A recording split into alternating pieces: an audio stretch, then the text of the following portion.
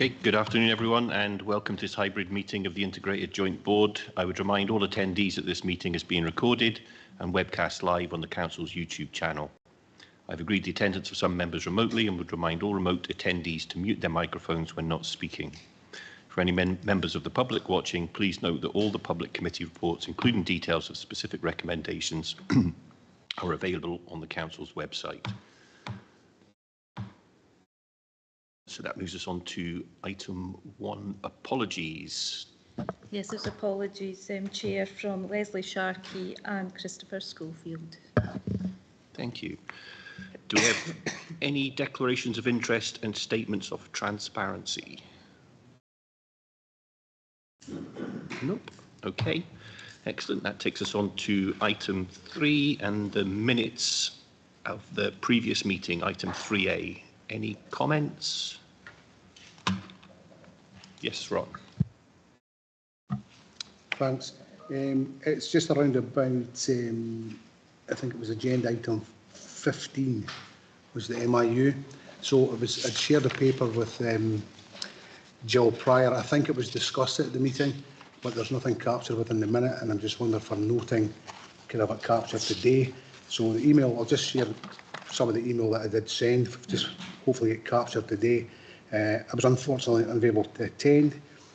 From a staff side perspective, we were satisfied with the engagement and consultation process. I totally appreciate further engagement would follow due process if required. However, staff side still have concerns around the service and how it will be delivered, whether the resources are available to support the service in terms of staffing. Further details are required in terms of expectation of staff moving forward. How will this affect staff's terms and conditions, and can staff facilitate any proposed changes? So just ask that that's captured for the minute today. Thanks. Okay, you'll take that, Jill, yeah? Yeah, happy to take that. Thanks, Ron. And we did touch on that from your perspective. So noting, and we will in the minutes from today. Thank you. Okay, so are we happy to approve the previous minute? Do we have a proposer and a seconder? Yep, thank you. Item 3B, action log. Happy to note 3B. Any comments? Nope, excellent, thank you. That takes us on to 3C, the Chair's Assurance Report and minute from the Audit Committee of the 25th of June. Again, any comments, questions?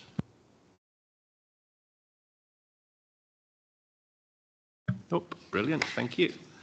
That takes us on to 3D, the Chair's Assurance Report, Strategic Planning Group, 16th of July. Again, any questions, comments, or are we happy to agree it? Yep, excellent, okay. Right, that moves us on to the sort of substantive part of the agenda. We've obviously got a really big agenda today, so if anyone's speaking to reports, just keep it brief and work on the assumption that we've all fully read the reports, and we'll move into questions as quickly as possible. So item 4, appointments to the Angus Integrated Joint Board. Thank you, Chair. There's nothing to raise specifically. And I would ask to move to the recommendations. Yes, Andrew. Move on to the recommendations. Can I say something against the? I think some people already know this, but I just wanted to make the IGB aware of the fact that I'm stepping down as service user representative at the end of December, and it's purely for personal reasons and for no other reasons. My last IJB meeting will be December meeting, so thank you, Chair. Okay, thank you for that, Andrew, and I'm sure we'll have a formal farewell and hopefully a farewell beer as well somewhere. Speaking to you earlier, and I think it's 7 years. I think you said you've been doing the role, so greatly appreciated, and thank you for letting us all know. Thank you. Item 5. Sorry, just the recommendations. Oh, sorry. Yeah. Green the recommendations. Apologies. So that moves us to item 5, Chief Officer update. Thank you, Chair. A very brief update for this IJB. I would just like to highlight two things, if that's okay. So just in relation to the Care Reform Bill, just put an offer out there for IJB members, if there would be any interest in us running a bit of a bite-sized development session on the Care Reform Bill, so that we could go into it in a bit more detail. And if members are happy, then we could certainly get that arranged. The only other thing just to bring to attention is that the NHS Tayside Board Chair came out for a visit to Angus, and the feedback from herself was extremely positive. And one of the things that she specifically highlighted was how impressed she was around the integrated working across Angus. And that did... that visit covered a number of different services, but one of the highlights of the day was absolutely the beacon, which is included in the Chief Officer update, and just to say that we had a very successful press and media day yesterday, which Eunice supported. But that's all, Chair. Thank you. Thanks, Jill. Do we have any questions, comments? Nope. I've just got question, I suppose. It talks about the official opening of the beacon. Is there any sign of when there's likely to be an official opening? It's very hot off the press, so we're just trying to find two potential dates at the end of November and beginning of December. So as soon as we get confirmation, we'll let all relevant people know. Thank you. Excellent, thank you. Sorry, yes, Chris, you've got your hand up. Yeah, thanks, Chair. Yeah, I was just trying to work out how to bring my attention without talking over you, but thank you for that. Just a couple of comments with regard to Jill's words around the Care Reform Scotland Bill. Just wanted to say something on that. And, you know, whilst it does contain some widely and well-supported measures for carers, care home residents, for example, it does, in many people's views, just tinker around the edges of the ongoing crisis in social care. We know about budget shortfalls in councils and for IJBs, and that's been responsible, as we've seen, for the rationing of social care and the closure and withdrawal of many services across Scotland that have been reported widely in the media. And of course, the financial costs remain unknown. Certainly when the bill was going through Parliament during May, and the full implications on Angus Council and local authorities, and indeed our IJB, will only really be understood once the regulations start to move forward. But of course, to understand and meet all of those aims, the proposals need to be fully funded by the government, which at the current time, they're certainly not. So on the basis of that, I would support the suggestion around a workshop looking at the detail around the care reform legislation. Thank you. Thanks, Chris. And you certainly raise a valid point about funding. It's all very well set in a direction, but if you don't get the money to implement it, then it becomes quite difficult. And I also will welcome Jill's suggestion of a kind of development day, just to talk us through a lot of the detail and some of the challenges as well that it will no doubt present. Any other questions? Louise. Thanks. It was just a quick comment. It was great to see reference to the opening of the beacon. It's going to be a welcomed addition, and I'm really looking forward to going to visit in the autumn. Thanks. Okay, so are we happy to approve the recommendations per the report? Yep, excellent, thank you. So that moves us on to item 6, the service user story, and I believe it's Sally we've got today.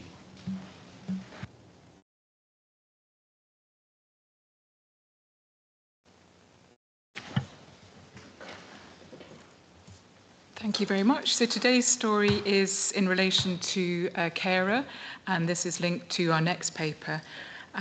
So just to confirm that the name of the person has been protected and been replaced by another name. So Sandra self-referred herself to Angus Carers Centre 6 months ago, and she has been an unpaid carer for her father for the past 3 years. Her dad's mobility has declined hugely, and he relies on a motorised scooter to get around the house. Her dad is also incontinent, and Sandra visits him every day to clean him, manage his medication, empty his commode, and when required, to do his shopping. And despite having her own family, Sandra stepped up to ensure her father could remain at home where he felt most comfortable. The transition from daughter to primary carer was not easy for Sandra, and she has struggled to balance the demands of her family, her mental health, and her dad's care. And this has led to periods of exhaustion, guilt, and frustration, especially when her dad can become verbally aggressive and refuse any other support. Since Sandra has reached out to Angus Carers Centre, she has attended her local Cuppy group, where she has connected with others in similar situations. And this community has become a vital source of emotional support and practical advice, alongside she works with her rights and engagement officer, who visits regularly. Recently, the Rights and Engagement Officer assisted in applying for a Time to Live fund, which has been successful, and Sandra is so appreciative and thankful for this. And she can now have something to look forward to, which is an overnight stay in Edinburgh with her daughter to spend quality time together. And this has in turn helped with her own mental health and given her time to arrange for her son to check in on her dad when she's away. Sandra's journey as an unpaid carer is a testament to love, sacrifice, and resilience. And with the right support, carers like Sandra can continue to provide compassionate care while also taking care of their own well-being. And her story is another example of the importance of recognising carers early and supporting unpaid carers. Thank you. Thanks, Sally. Yeah, I mean, again, it really does kind of bring to life some of the decisions that we're making around here, and how challenging it is and how important the carer's role is. Is there any other comments from anybody? That kind of segues us very nicely onto item 7, the carers strategy. And Eunice, you're going to talk to that. Thanks. Good afternoon, everybody. So the purpose of today's report is to provide yourselves with an update on the implementation of the Angus Carers Strategy 2023 to 2026. And you'll be aware that one of the commitments that have been made to the Strategic Commissioning Plan is to support carers to sustain their caring role and enable them to have a fulfilling life alongside caring. And I think that was what we've tried to highlight in the example that Sally's read out to you just now. You will note in the report that the partnership works closely with Angus Carers Centre, who are commissioned to support the provision of information, advice and guidance to adults and young carers. You will see in the report that significant efforts have been made to continue to support carers across Angus, recognising the contribution that they make to the delivery of care and support across our communities. Without this informal support, many people who rely on carers would face significant challenges, and the strain on ourselves would be quite immense. We continue to focus our efforts on increased identification of carers, improving links with other services and delivering more accessible support to meet carer needs across all localities in Angus. As a result, today we are seeking agreement that there is reasonable level of assurance regarding the progress that we have made to implement the Angus Carers Strategy. You will also see laid out our progress against our delivery plan, and hope that you agree there is evidence that we are making good progress with this important work. I'd particularly like to point out under section 5.9 the work that we're doing around our Angus Carers Academy, which commenced in February 2025, delivering training every month for people caring for people with dementia. You'll also see in the report results from the 2022 census in relation to carers and the number of carers that are estimated across Scotland, and you will see that they have risen by more than a quarter in the last decade to over 500,000 according to the latest data. In Angus, we've learned from the census that there has been an increase as well, up from 22% in 2011, and indicates that 11% of the population are now carers across Angus. We know that from the numbers registered with Angus Carers Centres in June 2025, there are a significant number of carers who are not known to services, and we are committed to continue to raise awareness of this caring role and identify those who would benefit from the various levels of support that can be available across Angus.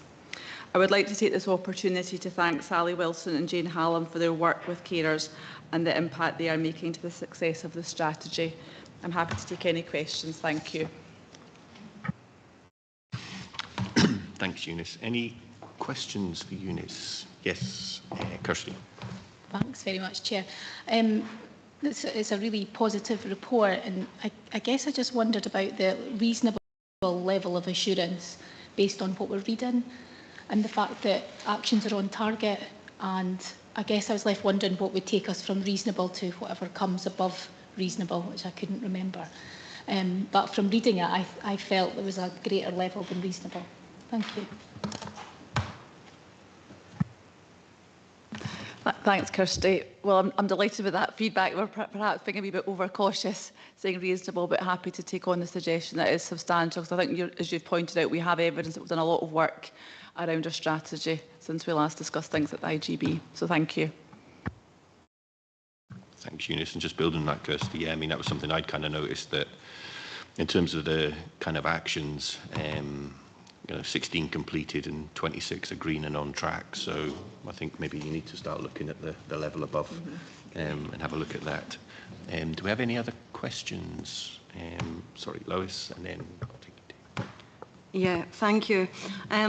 There's no doubt about it that there's been a lot of improvement in this area, and the Angus Carer Centre do, a phenomenal job in supporting carers in their role, including young carers.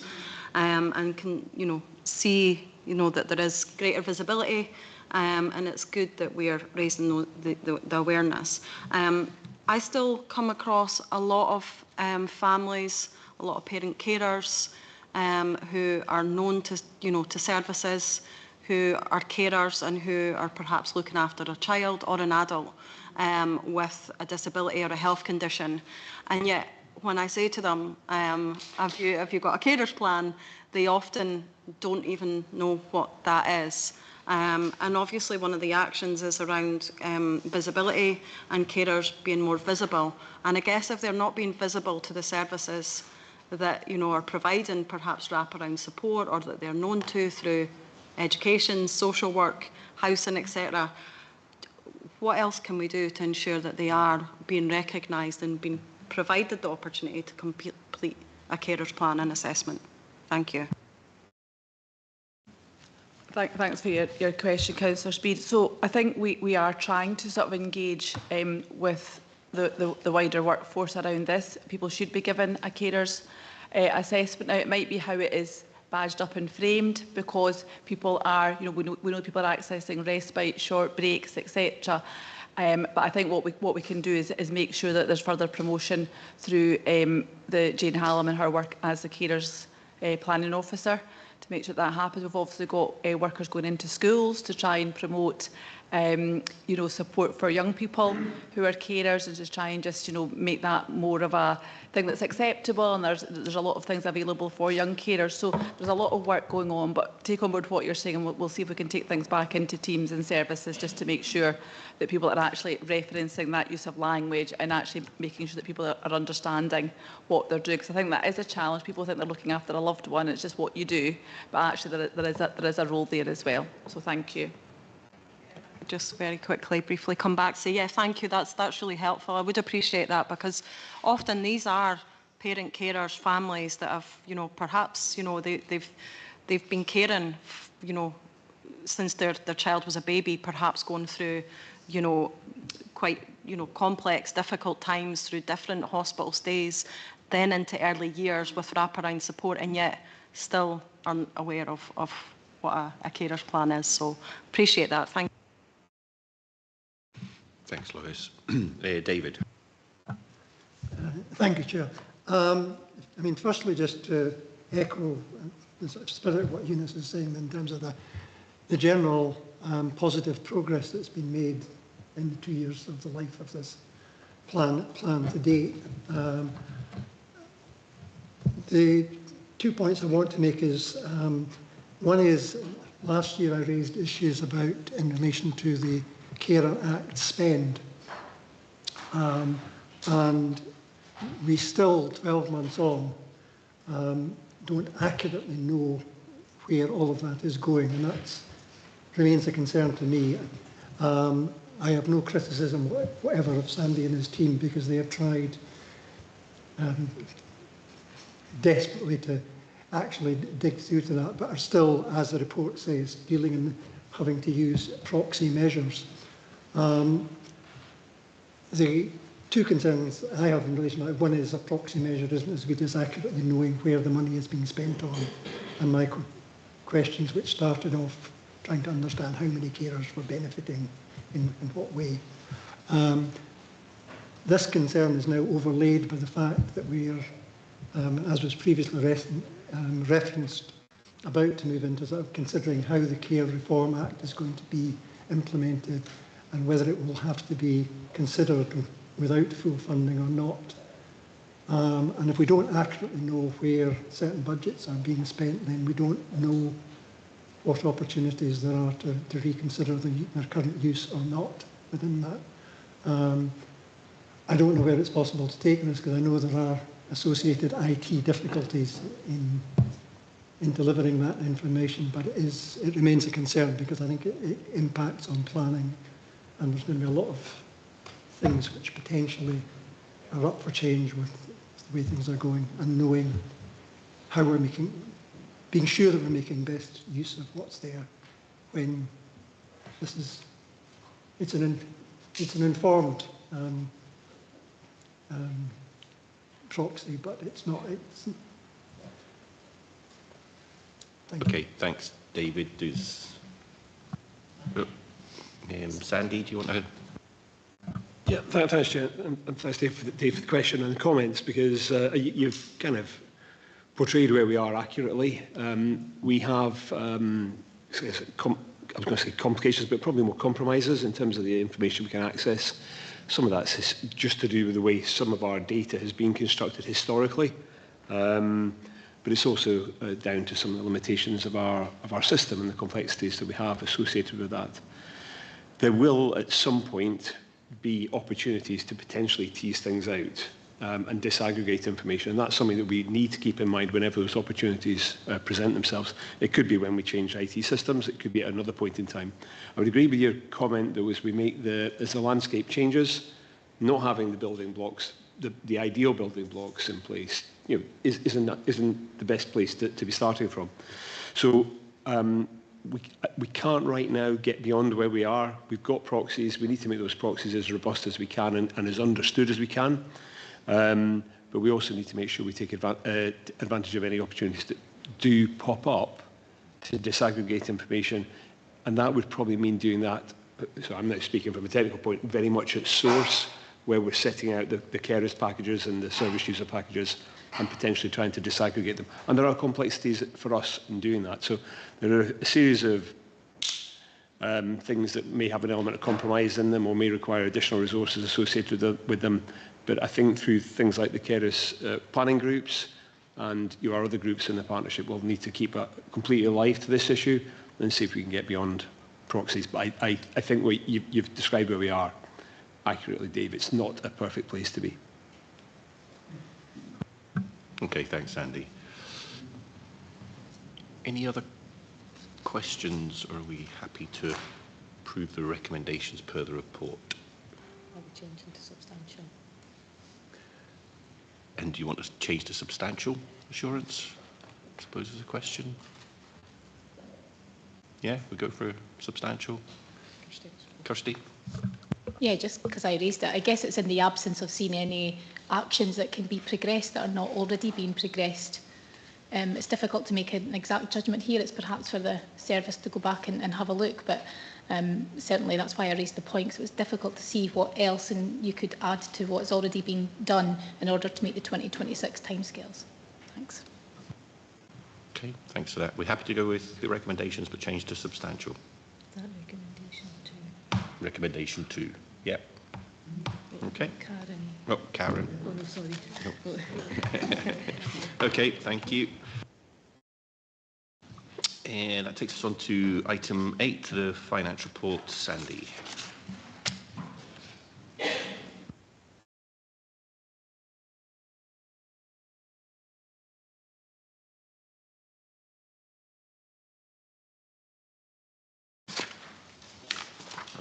appear to have lost my notes listening to that conversation. Right, okay.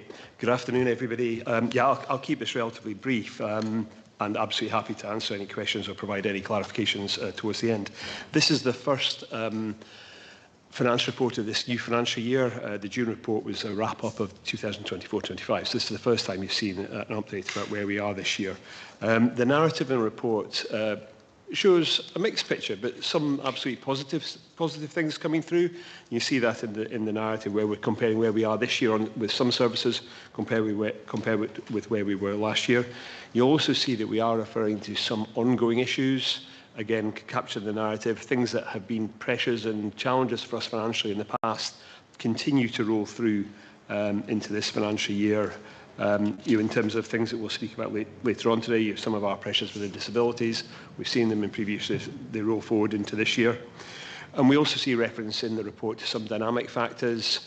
I pick out the likes of our prescribing costs. They're not as high this year as we expected them to be, but we think that is, we know it's a dynamic environment and we do expect changes to kind of come through there. We don't know when, but we flagged this up, and it's something that we'll track throughout this year as the months progress.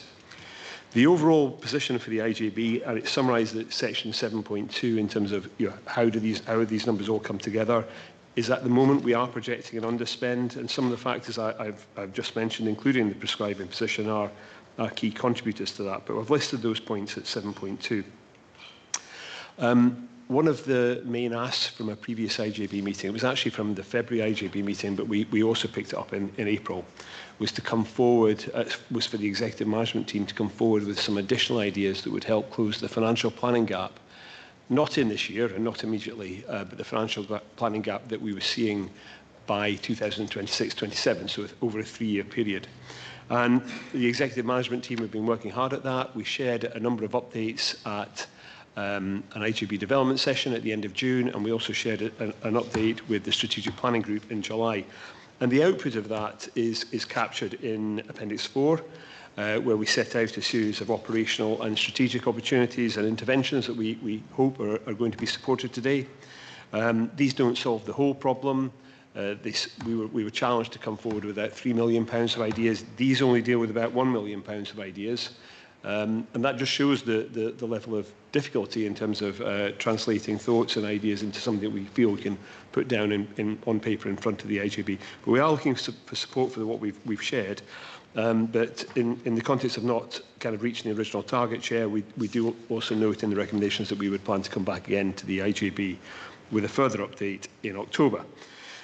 So in the context of those recommendations, there is one recommendation to note regarding the application of reserves that applies to one of the particular operational interventions that we've got listed under section 1.3. I think that's the key things, Chair. As I was speaking about dynamic factors, I think it's always probably relevant for me to mention all the risks. We've got an appendix there with all the risks, and there are a lot of risks in our system and across the wider systems that we're working in. But Chair, happy to take any questions or comments.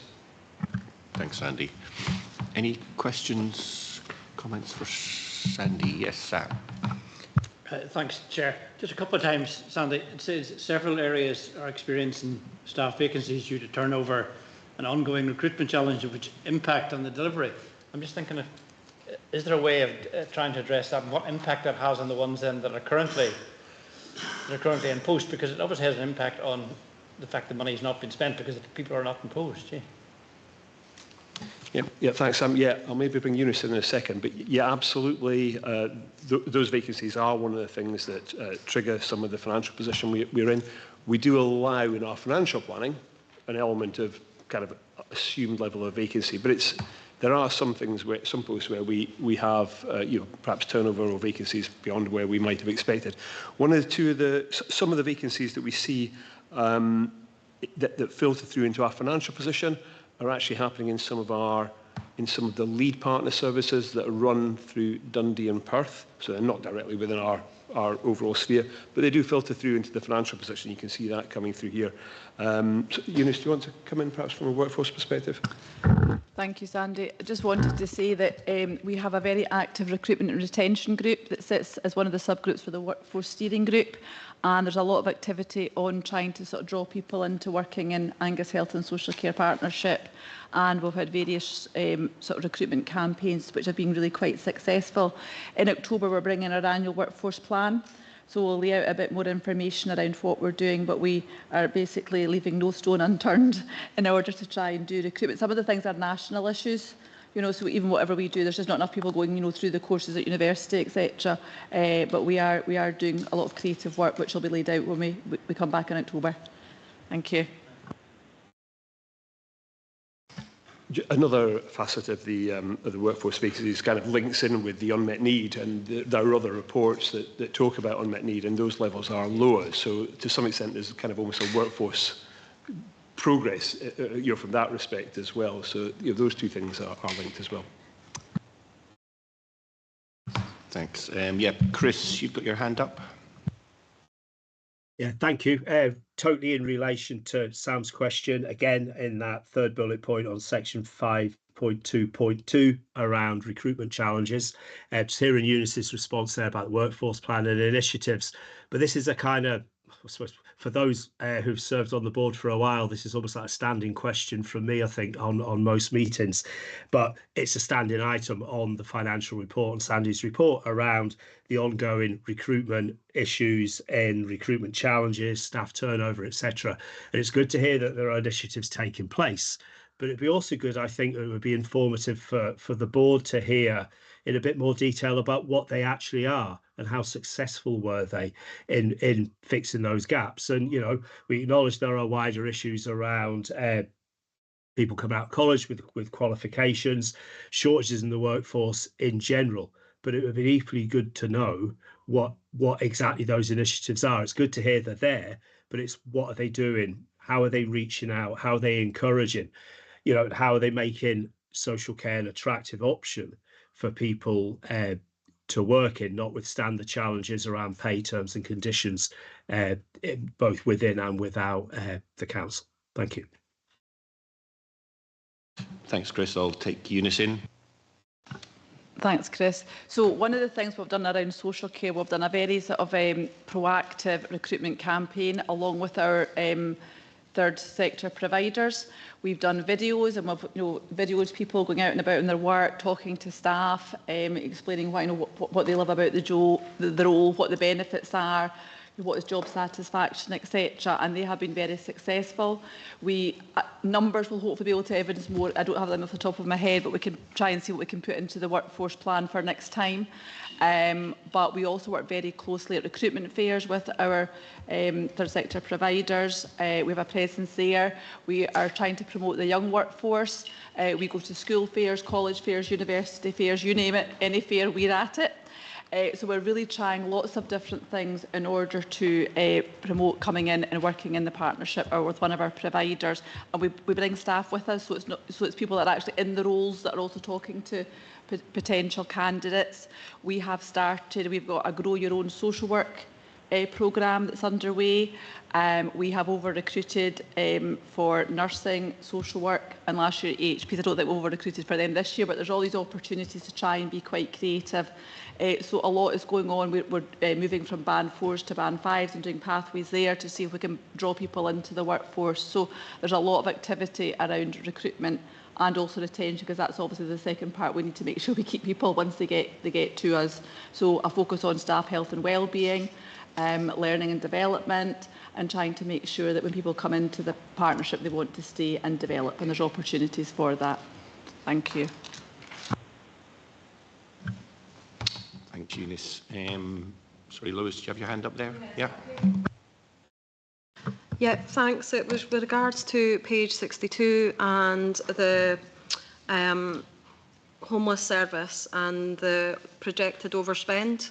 I just wondered if you could provide a little bit of detail on that, and whether we're kind of likely to see an improvement there with regards to that overspend, or is things going to kind of get progressively more difficult just due to the housing crisis? Because I would imagine, and until we have greater availability, more houses, then this is only going to continue to be an issue. And I know that some very vulnerable people are often being placed in temporary accommodation, which is a worrying situation. Thank you.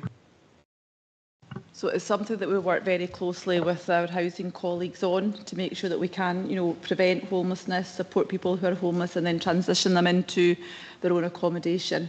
And there's, we have seen there's a very close working relationships, and we have seen a reduction just very recently in the number of people in bed and breakfast accommodation with the new sort of strategy of working closer together, having liaison meetings, doing things, in a more sort of cohesive approach.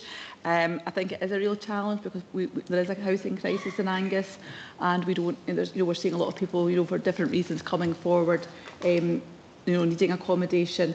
But we are working closely with, as I say, with housing to try and address that. Thank you. Thank you. Any further questions?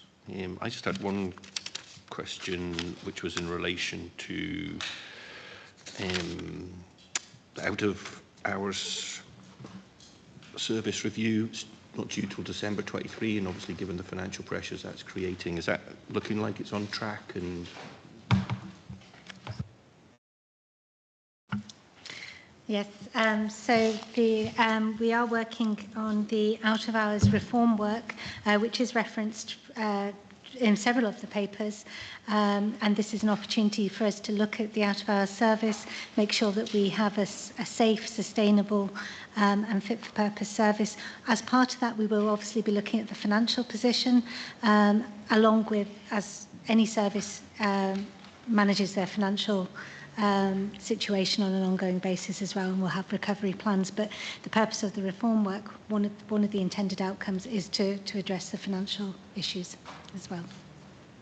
thank you. Yep, Sandy. Thanks, Lisa. And Chair, you were asking, Chair, in the context of the financial position, the timing. I think from my perspective, looking at the impact of out of hours on our financial position, I'm comfortable with that timing. So this has not been a recent phenomenon in terms of the pressures we hear, and just making sure we get the right outcomes is the most important thing. And if it takes a few months to get to the end point, that'll be time well spent. We are aware, of course, that the out of hours service is one of our lead partner responsibilities, and the financial impact of out of hours is keenly felt in Dundee and Perth and Kinross. So we obviously have an obligation, not just in terms of our own financial position, but theirs as well. So keeping them up to date of where we are and sharing, kind of near final papers or final propositions will be a key part of that timeline. Okay. Thank you. And the only other kind of point I had is more just a comment, really. I mean, I noticed that I think it was 7.2. Obviously, inflation is lower than we were kind of anticipating, but obviously there's an unfortunate increase in inflation over the last couple of months. It's probably just something we need to keep an eye on, which I know you cover it every time, Sandy, but just for the committee's awareness. If there's no other comments or questions, are we happy to approve the recommendation? Oh, sorry, Martin.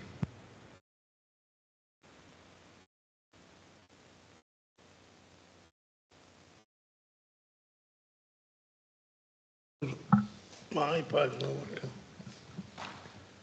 And it's on 5.13, the Leeds Partner Services. And at the bottom it says the above pressures are offset by a range of services, underspends relating to vacancies linked to recruitment challenges. But that means that there's no service. There's no service being provided, so is it the lead partners where the responsibility is not providing the service with the staffing, or is it us? There's a question there, I just... Okay. Yeah, thanks, Martin. So, yes, at section 5.1.3, we do list a number of lead partner services that do have financial pressures associated with them. You're right, the bullet point below then, without actually kind of describing which services, does say a number of services have vacancy-related underspends. I do know that those services are mainly ones that are managed in Perth and Kinross IJB, podiatry, prison healthcare and public dental services. I think we're actually probably due to get a lead partner update from Perth and Kinross potentially at one of our next 2 meetings, and maybe that issue will come up there.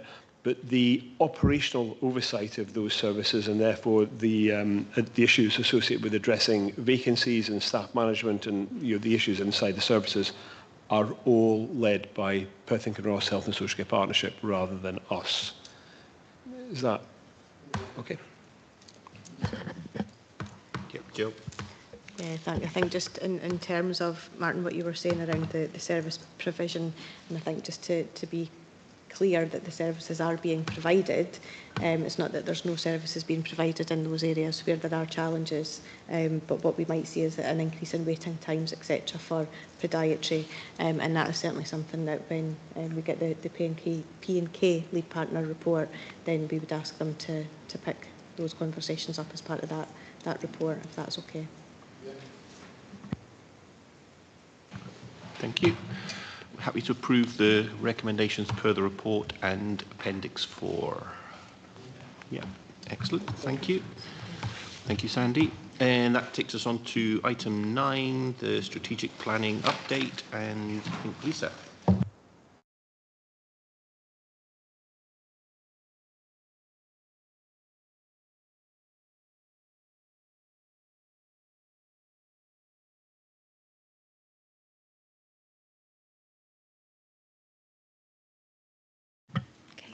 Thanks, Chair.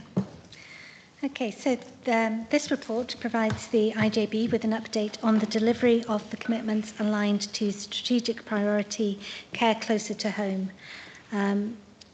Attached with the report are the appendices. Appendix 1 provides the detail of the actions and an update on their status, whether they're complete, on track, amber, red, etc.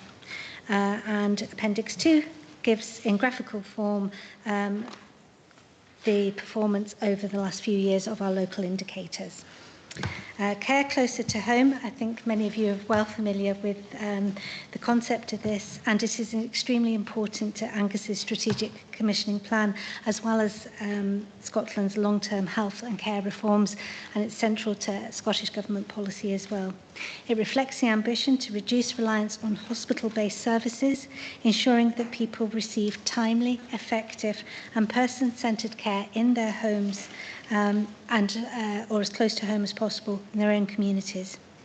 Locally, Angus has demonstrated strong progress regarding reductions in delayed discharge and also the length of stay. In terms of the report, it also goes on to detail a couple of highlight services, which I'm happy to take any questions on. But in particular, I would like to draw your attention to the inspection report on physical disabilities. As you will see in the report there, this was very well received. It took place on the week of the 30th of June. And against the actions there, the scoring was regarded as excellent or very good amongst a number of the criteria. Just touching on Home First, there's a report later on in the agenda around this, but Home First is also a large part of our care closer to home work, and a strong government policy on this area as well. Home First in Angus is a new initiative for us, and again it's building on providing more care locally and helping to prevent unnecessary hospital admission. And the reason why that's important is because we know the health impacts for people around that. So along with frailty and other home initiatives, what we're doing there is building a single referral pathway and a resource hub. But as I say, there is more about that later on in the paper that I will bring back. The aim of it all is to reduce length of stay, and again, we perform strongly in this area. On the reports, based on the actions taken, we're asking for a reasonable level of assurance to be endorsed, and really that's my final point. Happy to take questions. Okay, thank you, Lisa. And you certainly picked up the bit I was going to mention around the physical disability inspection. I think that's absolutely excellent, and congratulations to all the staff involved. It's always really welcome to get that external validation as well, so well done. Yes, we'll go Andrew. It's just a general question on these levels of reasonableness that we quoted in the previous report and this one. In audit world, in audit land, reasonable is one of the highest accolades you can get. So who sets these standards that you're quoting here? Are they government standards, or are they our own perceived ones, and how are they measured? So I might let somebody else come in here. They are a set criteria. In terms of who they're set, is it government that? In terms of the levels of assurance, Andrew, we do have a table that we can absolutely circulate, and it is around the systems processes that are in place to support the progression, and we also do look at the number of actions completed on track, etc. So picking up on the point that Kirsty did make in terms of the last report, and given that we do have 10 actions in this report that are at amber status, then reasonable does feel like a reasonable level of assurance to be seeking in terms of this, but we can certainly circulate the descriptors.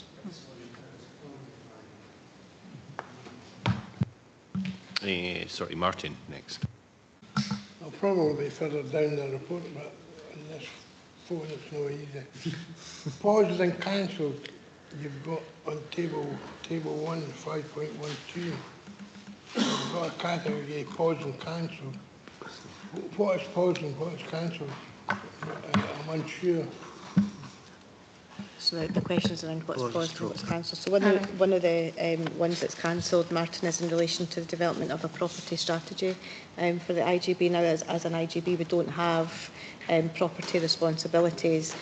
So we did pause the development of a property strategy, but what we are going to be working on is a property plan with our partners to make sure that we are best using the resources and the available accommodation that's out there. So that is something that we had cancelled, but we will be looking to resume in terms of a plan rather than a strategy.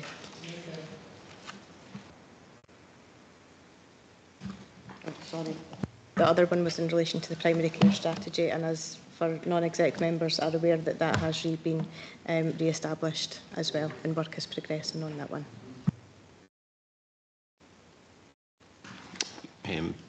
Sorry, can I just ask a quick question? This is actually building on the point that you made earlier, just around the homeless, and in that table, the reducing homelessness, there's 3 amber and 1 green, so it's 75% amber, 25% green, whether all the others are more 50-50, and I wondered if there was some sort of underlying issue around the kind of homeless ones, or...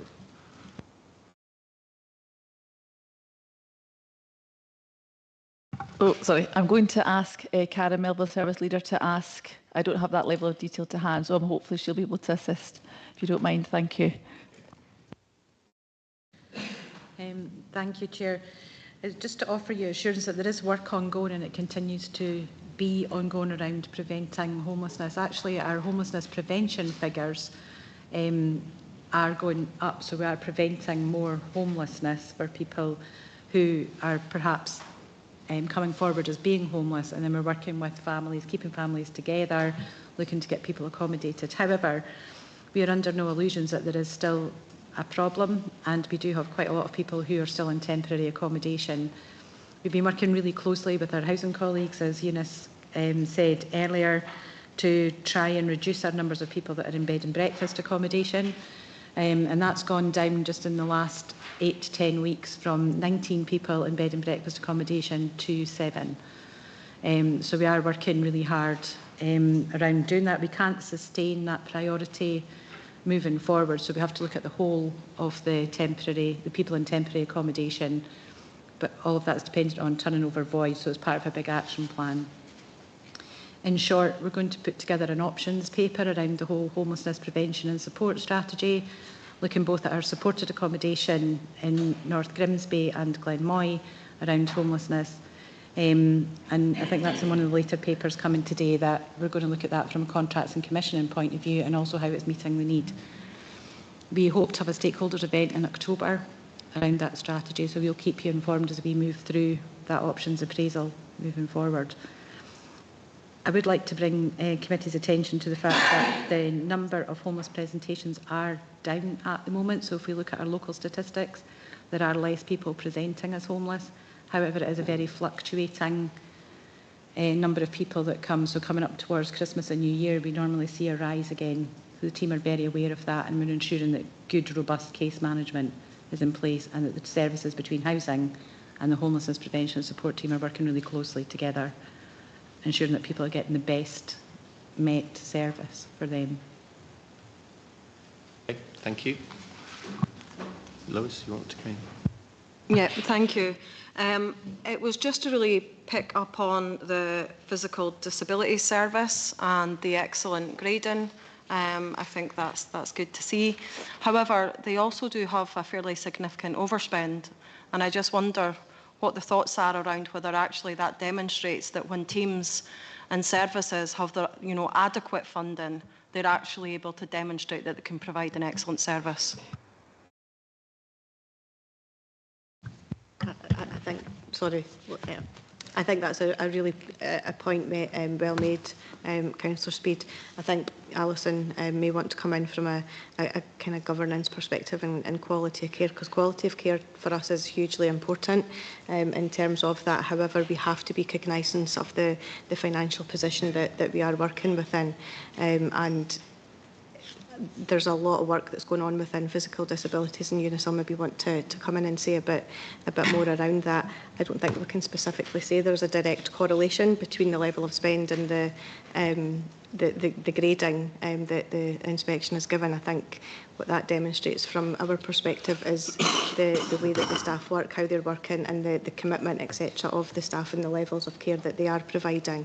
So that has a personal element to it as well. It's not just around the finance, but Eunice might want to add more to that. So just for members' awareness, so this service was in a previous life was a building-based service, and we redesignated to make it more efficient and effective. So there was nothing to do with additional funding. It was trying to have a different approach that would meet the needs of the service users in Angus, and that's what we've done. So it's trying to be creative and looking at actually what we've got and how do we need to improve and develop and change according to need. And we have a physical disabilities improvement plan that we have these kind of things. How can we be innovative? How can we consult with people to make sure that we're providing what people need? I mean, it is a huge challenge around financially. We know that the cost of everything has gone up, the cost of packages, the number of people needing packages, complex packages has increased. We're managing that as best we can with sort of making sure that we've got our eligibility criteria in place so that those in greatest need get what they need to meet their needs. But this particular service, it was about a redesign of what had been there previously. So I think it's a good example as well of how we work within our financial landscape as such and do something different that has a bigger impact, and that's exactly what this service has done. So thank you. Yeah, thank you. Thanks for that. Yeah, but I would also like to hope that perhaps it is something so that, not taken away from that team. Absolutely sure it's been down to their hard work and dedication.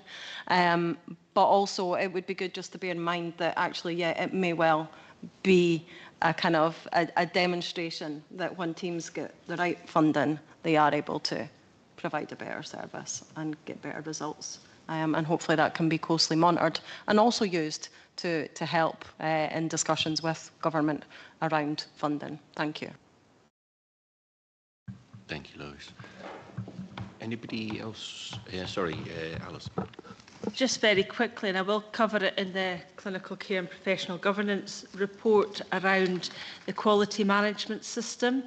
And I would suggest that when we get the quality right, that means that we are financially able to be in balance, because when the quality and that quality improvement is not in place, that's when risks happen in services, and then we have to put remedial spend in. So I would say it is linked with finance, and quality is intrinsically linked.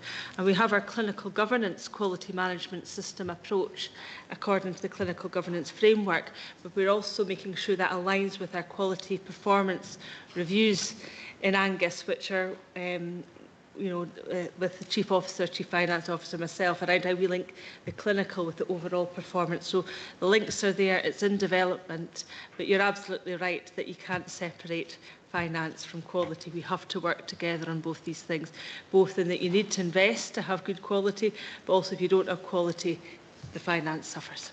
Thanks. Yes, George. A comment, if that's okay. It was good to hear that homeless issues are being dealt with. Members may be aware that Angus Council is now in its second 6-week period where it has actually paused allocations to the general population applying for housing to prioritise homeless applications. So there's 12 weeks that will be that nobody has been allocated a house so that we can prioritise homeless applications. Thank you. Thank you. Okay, if I've got no other questions, comments, we happy to approve the recommendations per the report? Yep, excellent, thank you. Okay, that takes us on to item 10, Learning Disability and Patient Transition Programme. Is that yourself, Jill, to start? Thank you, Chair. So this is our planned update in relation to the Learning Disability Inpatient Transition Programme that's been ongoing for a number of years. The report is fairly self-explanatory in terms of the process that has been followed, the different phases that we're going through and where we are at currently. Eunice is going to just talk about where we are from an Angus perspective, and I think we've also been joined by Sandra MacLeod, Deputy Chief Exec for NHS Tayside, who also has an exec lead around this work as well, who will be happy to take any questions, Chair. Thank you.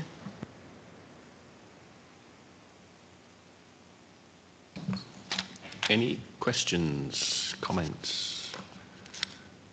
I've got a question. I was going to question stroke comment. Talking about the phase 3 being developed by January 26, phase 4 implemented by December 26. Seems quite a tight timeline, and just, I suppose, how confident are we? And I wonder whether we could get maybe almost like a flow chart with a critical path so that we can see where if key decisions aren't taken, there's going to be slippage and we can pick that up early. So it was more a question stroke comment. I'll go first, and maybe Sandra might want to come in afterwards. But I think the flow chart will, we can certainly look at that and get some sort of timeline. I think that the 3 health and social care partnerships and NHS Tayside are working very closely on a community models, and we have a working group set up and established that we're trying to scope out, what we need, who we need it for, what is the resource, what's the workforce model, etc. So a lot of things are happening in the background, identifying potential resources and how we want to progress matters. There obviously are huge financial risks and concerns around this as well, so we are engaging with NHS Tayside and Angus Council and having discussions with them, because we'll have to work together on making sure that this is achievable. We've just closed an advert to recruit somebody to come and support this work, a transformational project manager. I can't remember exactly the title, so it's just going in my head there. But it's somebody who's going to, hopefully come and support us with this work and drive this forward. Because I think one of the challenges, we're trying to do this on top of day jobs. So we'll have, somebody designated to try and help get this over the line in the times that have been agreed. Thank you. Thank you. Sandra, is there anything else you want to add, or can I? Yeah, I can could certainly add to that. Of the 6 people who have currently been are currently within the behavioural support unit, there's discharge plans in place now for 4. So really the community model is really aimed at, and what we're hoping for is all 4 partners working together to ensure that what we have is an approach that will look at early supported discharge as well as trying to prevent further admissions. So it's a really key part of the community model, but I think it is about supporting those people within the community so that we can help move that forward. Brilliant, thank you, Sandra. I think I've got Ron next, and then Do I see somebody else's hand up now? On you go, Ron. Thanks. It's a similar question to yourself, Chair, and it's around about, there's a current dispute at the minute that's hopefully going to get resolved, and I'm just wondering, will there be a review of the timescales that are within the paper, so between 5.1 and 5.6? Obviously, we've got December, so similar to yourself, Chair. So is there going to be a review of these dates given the current dispute? Thanks. Sandra, is that yourself? Yeah, absolutely. I can come back on that. So my understanding is that we have, as Ron states, clearly we are in dispute. The plans are all continuing to make plans for what has been quite a, I think we're now been clear for about the past year that I think it's last April, actually, April, June, that the decision was made to move forward. But as Ron quite clearly states, there is dispute at the moment with regarding our staff as to how those things can be taken forward. We will have to revisit the timelines depending on what that dispute comes out. But currently we are continuing to progress, as the paper highlights, working with our families, working with our patients, and trying to get things in place for them to be expedited, mindful that the original decision on this was based on improved patient outcomes.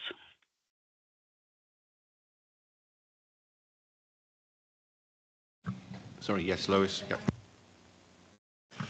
Yep. Thank you. I just wondered if we could have a brief update with regards to the quality impact assessment and the work that's been done there. I don't see any link to it, although it does state that it's now in draft form. I just wondered if you could tell us a little bit about that today. Thanks. Do you want me to come back? Yep, is that yourself, Sandra? Yep. Yes, certainly. So the quality impact assessment has been developed, and apologies that that link is not there and not live, and we will be able to circulate that post the meeting. Apologies for that. Okay, thank you. And can we approve the recommendations per the report? Yep, excellent, thank you. So that takes us on to item 11, the Integrated Mental Health Supported Accommodation Review, and that'll be back to Eunice.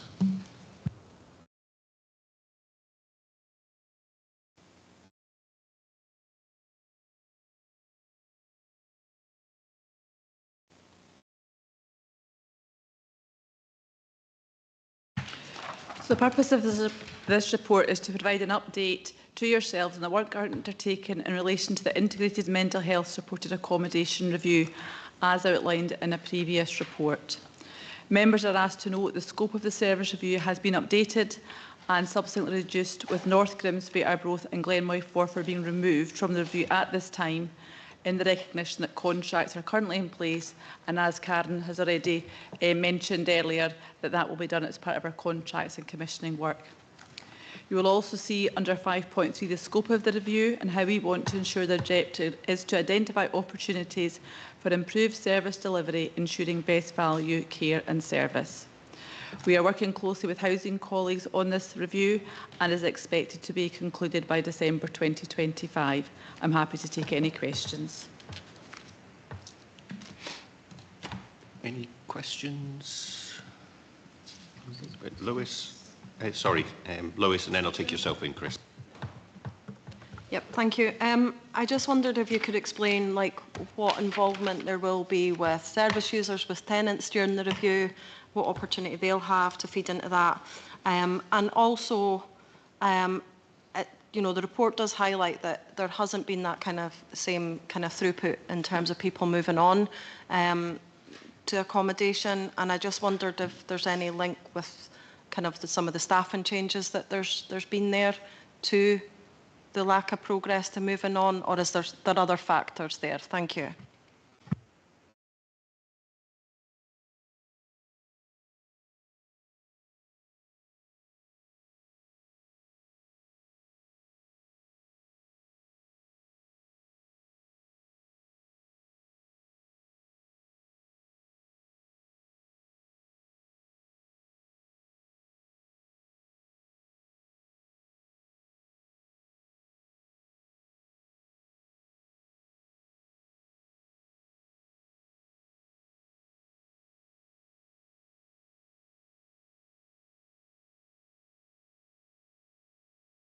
oh, is it gone off?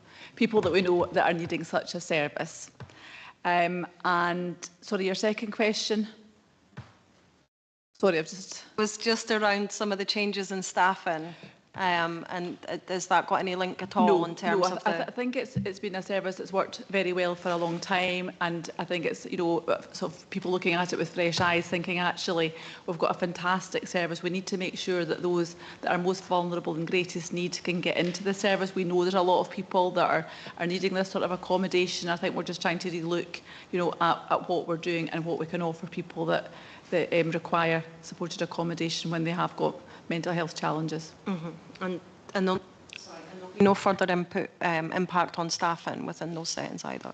Well, we don't know yet. We're doing a service review, so that will all be part of it. We know, working closely with our steering group, working closely with HR, working with the trade unions, and making sure that whatever the outcomes are as part of the service review, then we don't know at that stage what the impacts will be. Sure. I suppose is the answer. Thank you. Chris, yes, you've got your hand up. Thank you, Chair. Yeah, a couple of queries and potential missed opportunities. In regards to the current position on paragraph 5.1, it describes, as we've heard earlier, that the provision at North Grimsby and Glenmoy has been removed from the review at this time in recognition of the contracts currently in place. Report 1025, which was presented at the IJB in February, describes those arrangements as service level agreements, not contracts. And I'm unclear and unsure what, if any, are the differences between the two.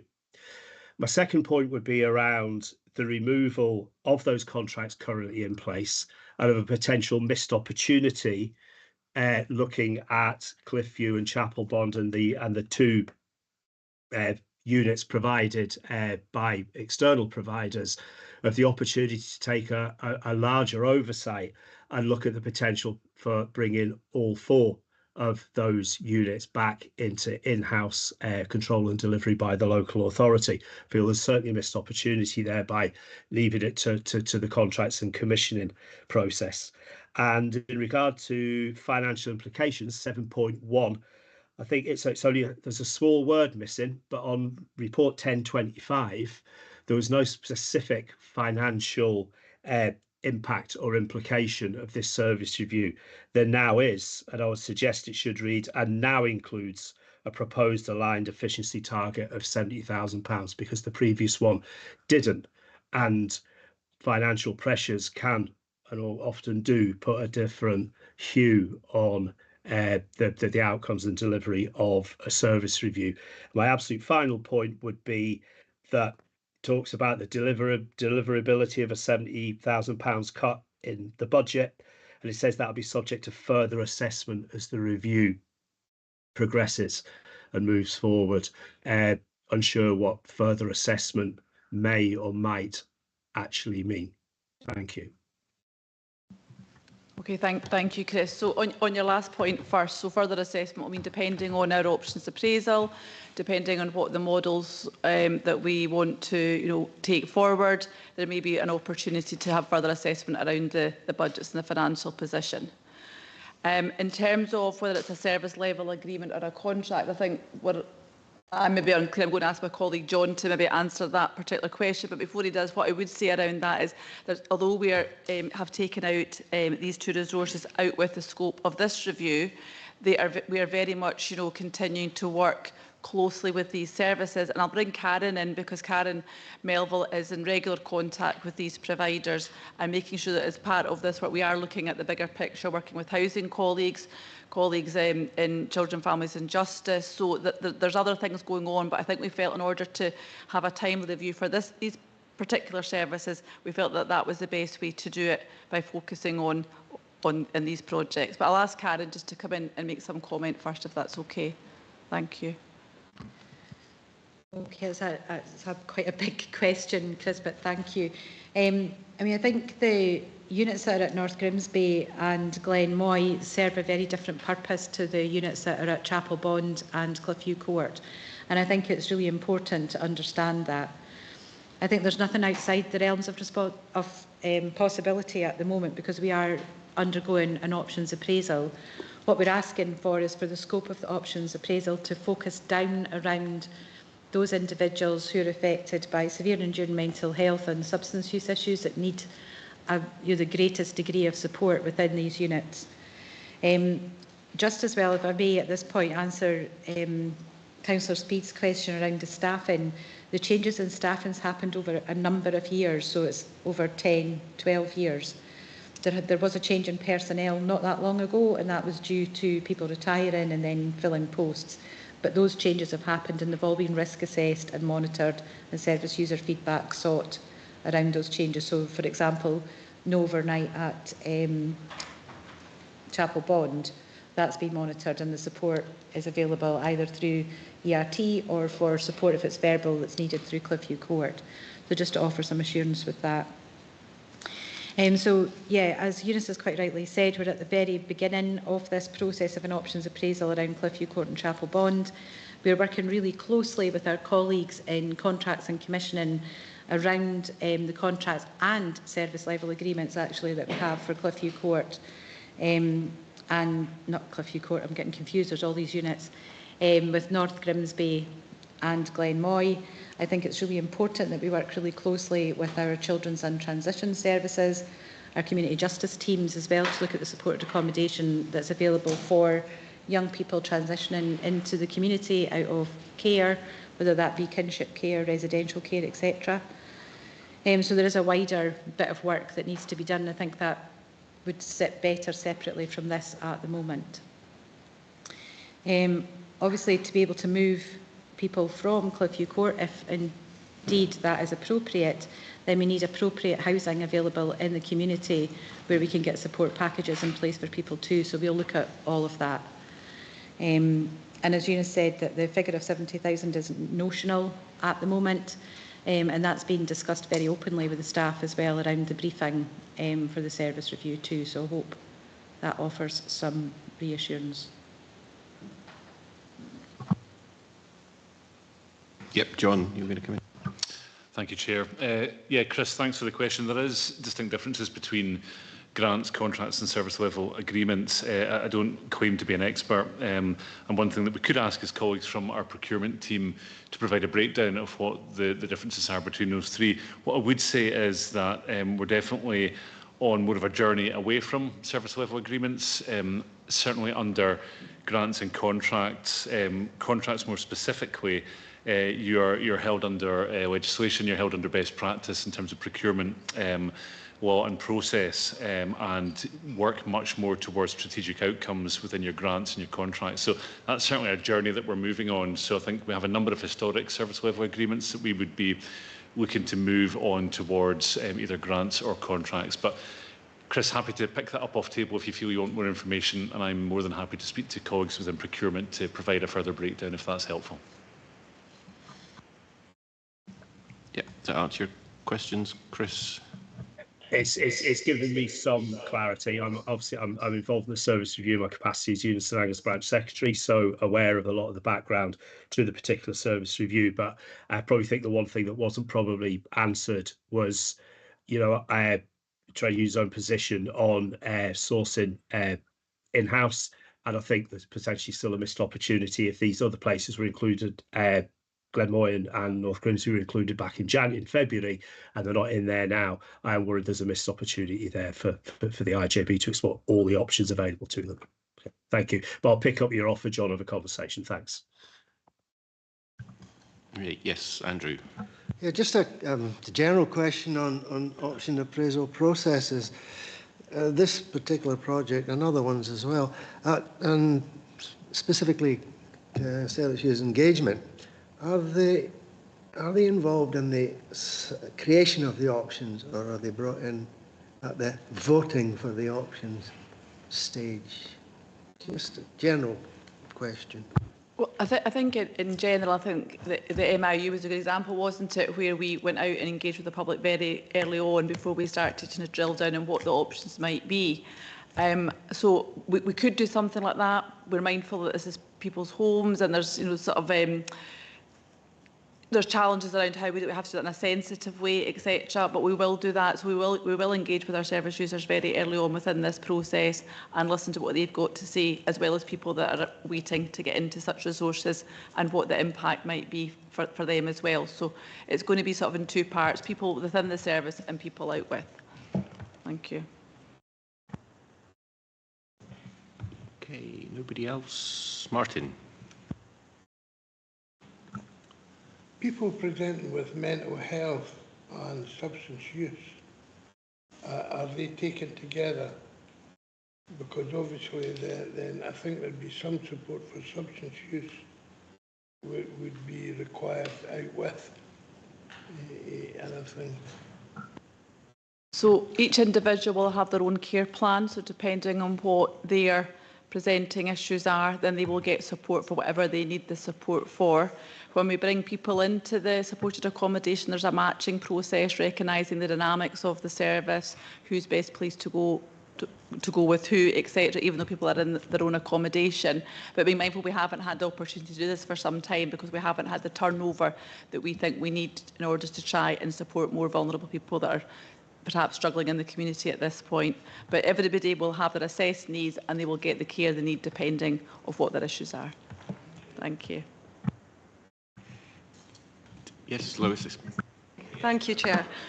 Yeah, it was just to come back on just the points, the kind of response earlier, and just that I guess that's where I was wondering again if there was a bit of a link in terms of there may have been gradual changes in staffing over 10 years, but there's also been no moving on in 10 years, and I just wondered if it was down to a change in staffing, you know, or a gradual change in staffing meant that progress wasn't being made. But if that's not the case, that's fine. And my final point was around, I guess, in terms of the now moving on, I guess that will need to be managed quite carefully in terms of, I guess, that's going to put more pressure on the housing system, isn't it? And it's not going to be everybody at once because they could be in for a bit of a wait. And how will that be managed and supported to ensure that they're, yeah, it's a difficult wait often for people, so you don't want to set them back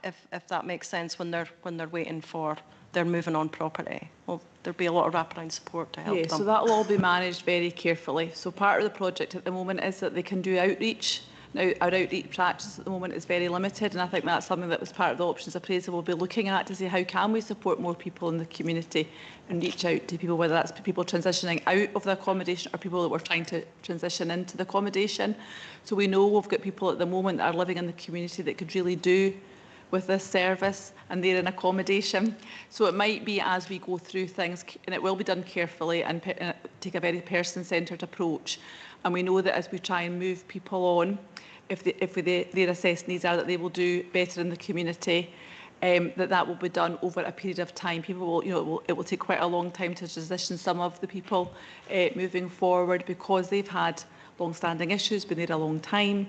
But we know that there's benefits for people getting back into communities, you know, getting back with nearer family and things like that. So all these things will be taken into consideration as we progress the review and then progress people depending on the criteria that we agree at the end of the review process. Thank you. Okay, so if there's nothing else, can we approve the recommendations per the report? Brilliant, thank you everybody. And that moves us on to item 12, the Clinical Care and Professional Governance Assurance Report with Alison.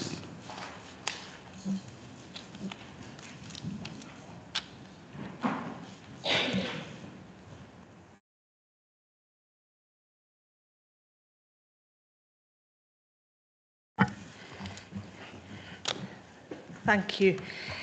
So the report here, as I mentioned earlier, describes our quality management system and the relationship to moving forward with improvements. And I'm happy to report that the services have got good engagement across the range of both health and social work services in Angus in terms of that approach. And there's links there with QPR. There's mentioned in the report around the primary care governance structure in NHS Tayside is going to be revised in accordance with the NHS Tayside corporate objective, so that's quite important. There's also mention in the report of the collaborative care home support team and a lot of good work there with a focus on falls, dementia training and other areas of care. Also worth mentioning is some key risks around the out-of-hours review, which has taken place, and also the links there with the reform work mentioned earlier, and another key risk around the female sexual offences examiner, which is being addressed. So I'm not wanting to repeat everything in the report. There's quite a lot in it this time, and we continue to meet regularly with good engagement, and we're offering a recommendation of reasonable assurance today. Thank you, Alison. Do I have any questions? I've got a couple of things I was just going to check. The quality management performance reviews, I think this is in Appendix 1. There's no timelines, but can we get a sense of, is it kind of this calendar year, and are we into next calendar year? In terms of the commencement of the quality management? Yeah, so they have started, they've commenced already. They have already started, yep. Okay. And then the draft standards from the HIS, which are out for consultation, is there any indication of when that's likely to be finalised and issued, or is it just a waiting game? I'm not aware. I'm not sure. Abigail's got her hand up. She might be aware. The consultation has to be submitted very shortly, so hopefully there's not too long a time frame on that. But Abigail's maybe more aware. Thanks, Abigail. Thank you. So the consultation finishes on the 2nd of September with the thought that the final standards will be issued in March 2026. Thank you for that. And the only other thing was just a comment really, which was around the health and safety MFF team working towards a silver award. So I think that's a good news story. So good luck to them on that. And then in Appendix 2, there's a couple of things there. Under risk, I just wondered whether there was any sense of splitting the financial risk into current year financial risk and medium-term financial risk, because kind of lumping them all together, I think kind of, we've had a report earlier on that we've got like a, we're going to have an underspend this year, so it seems a bit, when you're looking at the current year, and I just wondered whether there was something to consider. I'm not looking for a decision here, whatever, but just something to think about. Yeah, thanks for your comment. An immediate comment on that one is just the line immediately below that just does talk about a balanced financial plan rather than a balanced in-year position. And you're absolutely right, we don't have a risk in this financial year, but we do have one in the medium term. So we can, it's always been dealt with as a financial planning risk rather than an in-year risk. That's how it's always been responded to. So we can maybe just change the title of that so it's clear it is about the financial planning rather than the financial management. Okay. Perfect, thank you.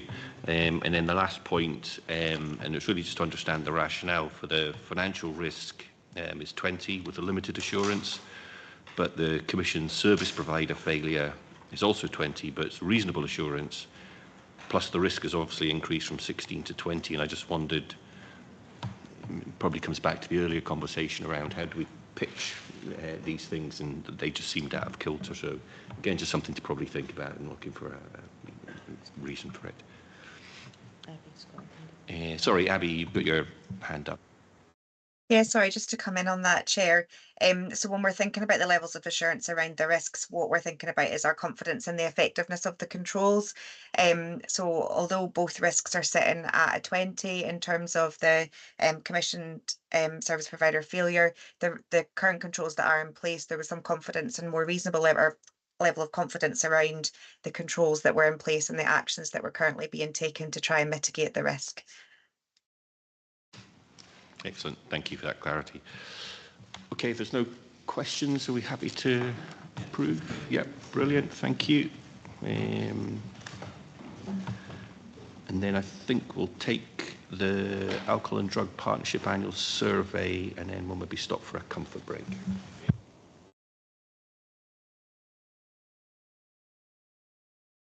Thanks, Joe. Thank you, Chair. Okay, so the purpose of bringing this report to IGB today is to seek the approval of the annual reporting survey and ADP annual report, and also provide members an update on the delivery of our local and national priorities for people affected by substance use in Angus. I just want to pick a couple of things out of the report that I think are of relevance. You'll note within the report the key performance indicators that we have cited. And what that does highlight is that we are seeing a change in demographics in substance use within Angus, specifically in regards to increasing trend in alcohol-related referrals and also co-dependencies with substances as well. And I do want to make reference to the near-fatal overdoses as well, which are highlighted within the KPIs, and provide an update in regards to that too. There is an initial, or there has been an initial meeting of a Tayside problem assessment group by NHS Tayside Public Health just last week to look at our response in relation to near-fatal overdoses in Tayside, and there was agreement at that meeting to look at actions to improve the approach to harm reduction and also public messaging as well, and a short life working group is set up to progress this. So I think it's also important to note that when we do have a near-fatal overdose in Angus, that there are actions from this. So any kind of follow-up is followed up by a service for support for that individual. A couple of other areas around finance and commissioning. It does remain a really key activity within the Alcohol and Drug Partnership for Angus. We have a new chair of the subgroup, Cara Melville, who's here today. And all grants and contracts linked to our ADP funding are being continually reviewed and monitored in line with ADP strategic plan, which is also linked to our Health and Social Care strategic commissioning plan as well. You'll also note within the report, and I think it's important to note and celebrate success, the excellent work in regards to implementation of the MAT standards, medically assisted treatment standards within Angus. As has been highlighted already, we are seeing a change in demographics in regards to a move from people using opiates to alcohol and psychostimulants, and that has been fed back as well to Scottish Government in respect of the ongoing use or even relevance of MAT standards, but these do conclude next year. And finally, the other area I wanted to highlight, and it's come up a couple of times already today, is around how we hear the voice of those affected. And there's some really excellent work happening in Angus around developing lived experience and whole family approaches.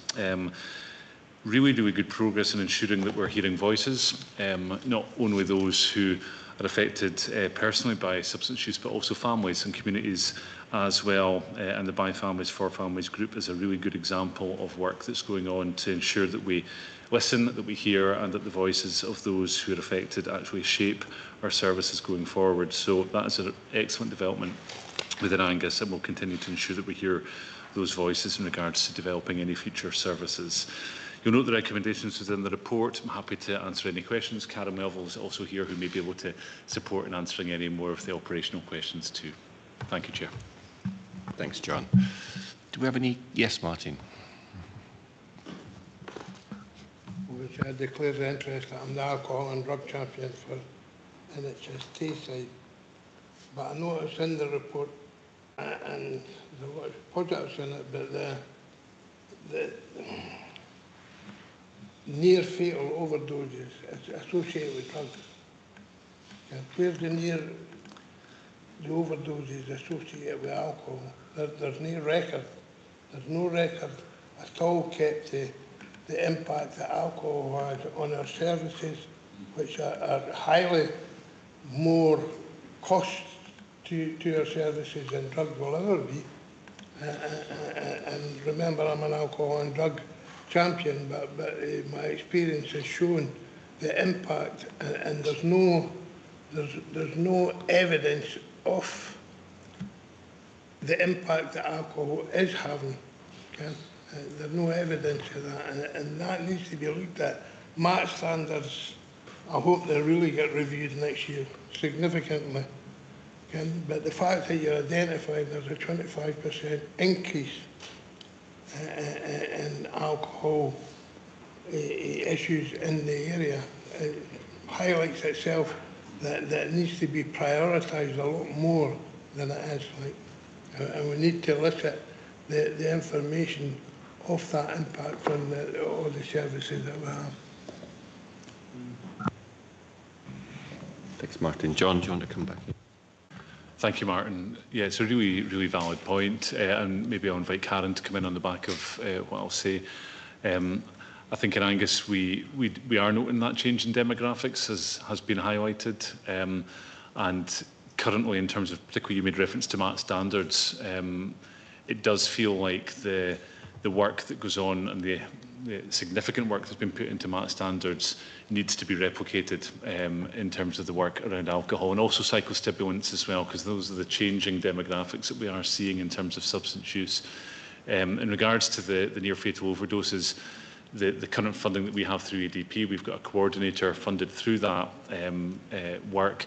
It is linked to primarily opiate use or substance use, but I think it's a really important point as well, and I'm wondering if that's something that we could pick up in conversation. But I'll bring Karen in, because I know you had your hand up there. You maybe just want to add something to that, Karen. Thank you. Thank you. I couldn't agree more. There's more probably that we need to be done around harm reduction models for people who are using alcohol or indeed are dependent on alcohol. I think within your papers today, you've got mention of the ADP locally have contracted blue light training.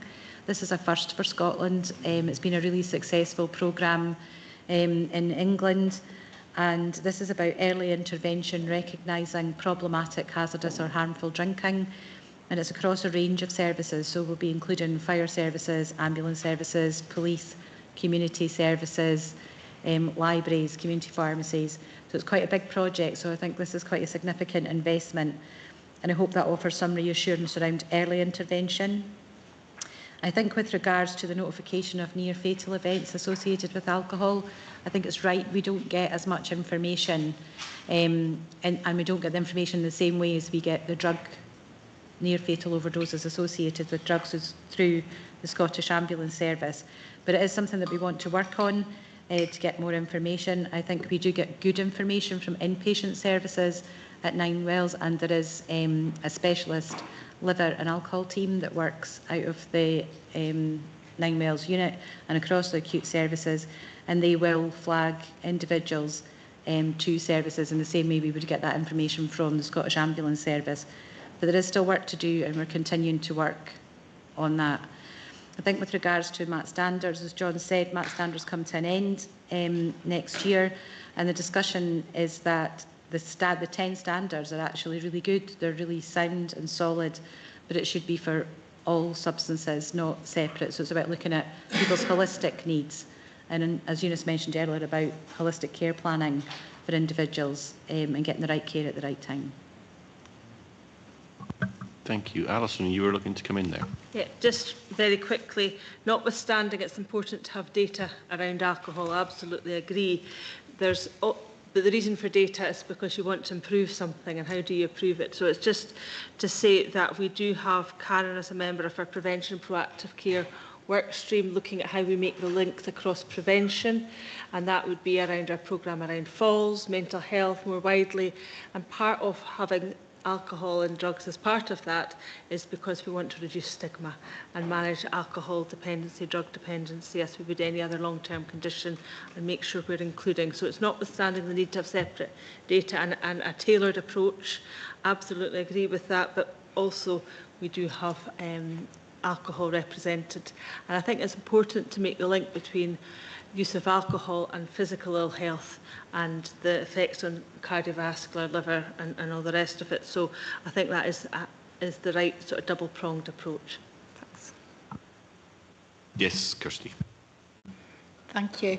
The change in profile of substance use, I think, has been reported through the ADP over the last couple of years, and there's been quite in-depth discussions, but I guess it's about how engaged we think wider services are and how we understand that profile and what that means for presenting risks to staff, how well trained groups of staff might be. So I'm thinking across justice, housing services, and also the impact that the change in drug profile has on people's behaviours and child protection, for example.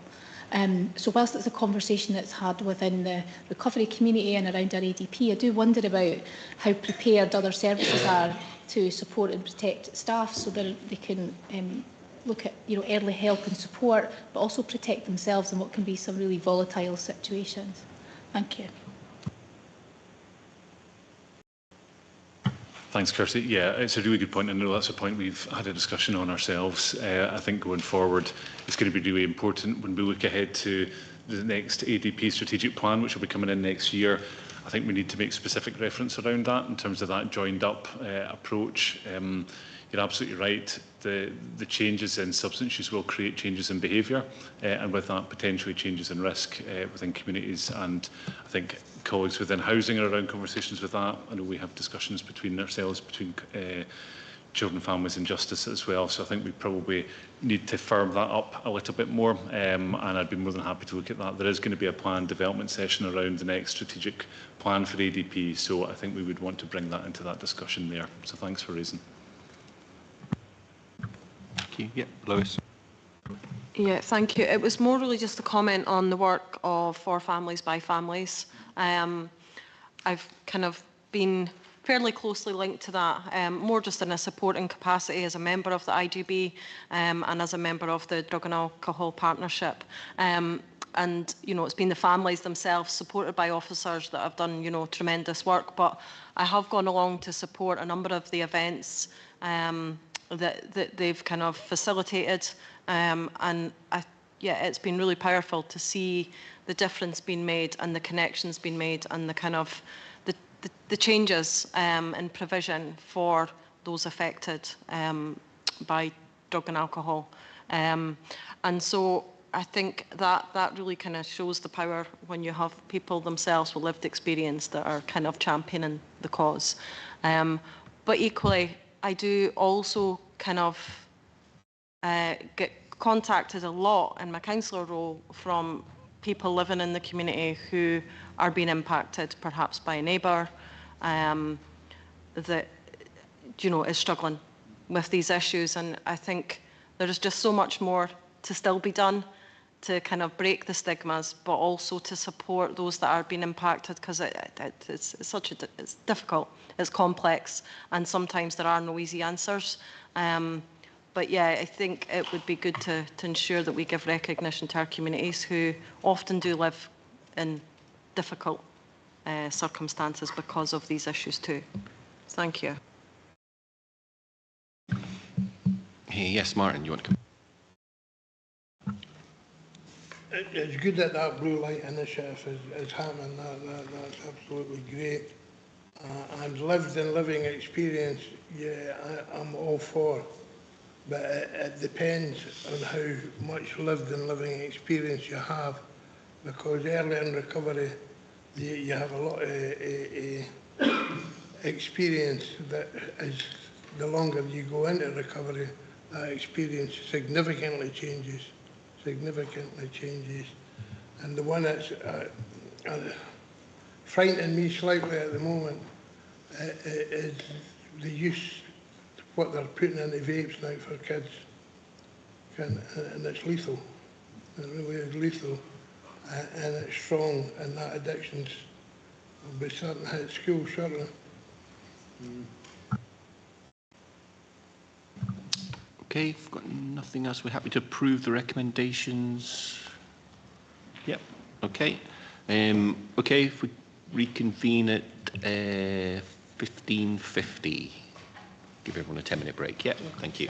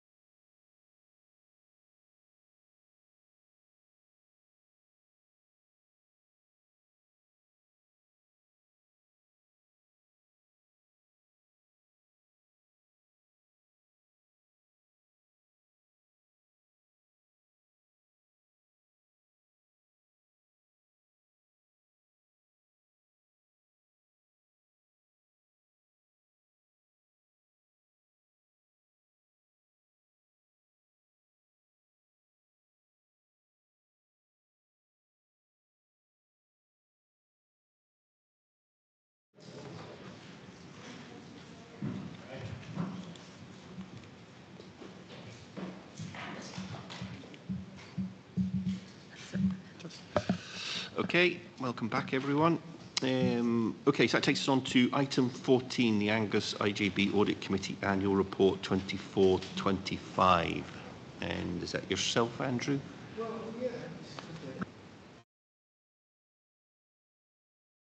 yeah.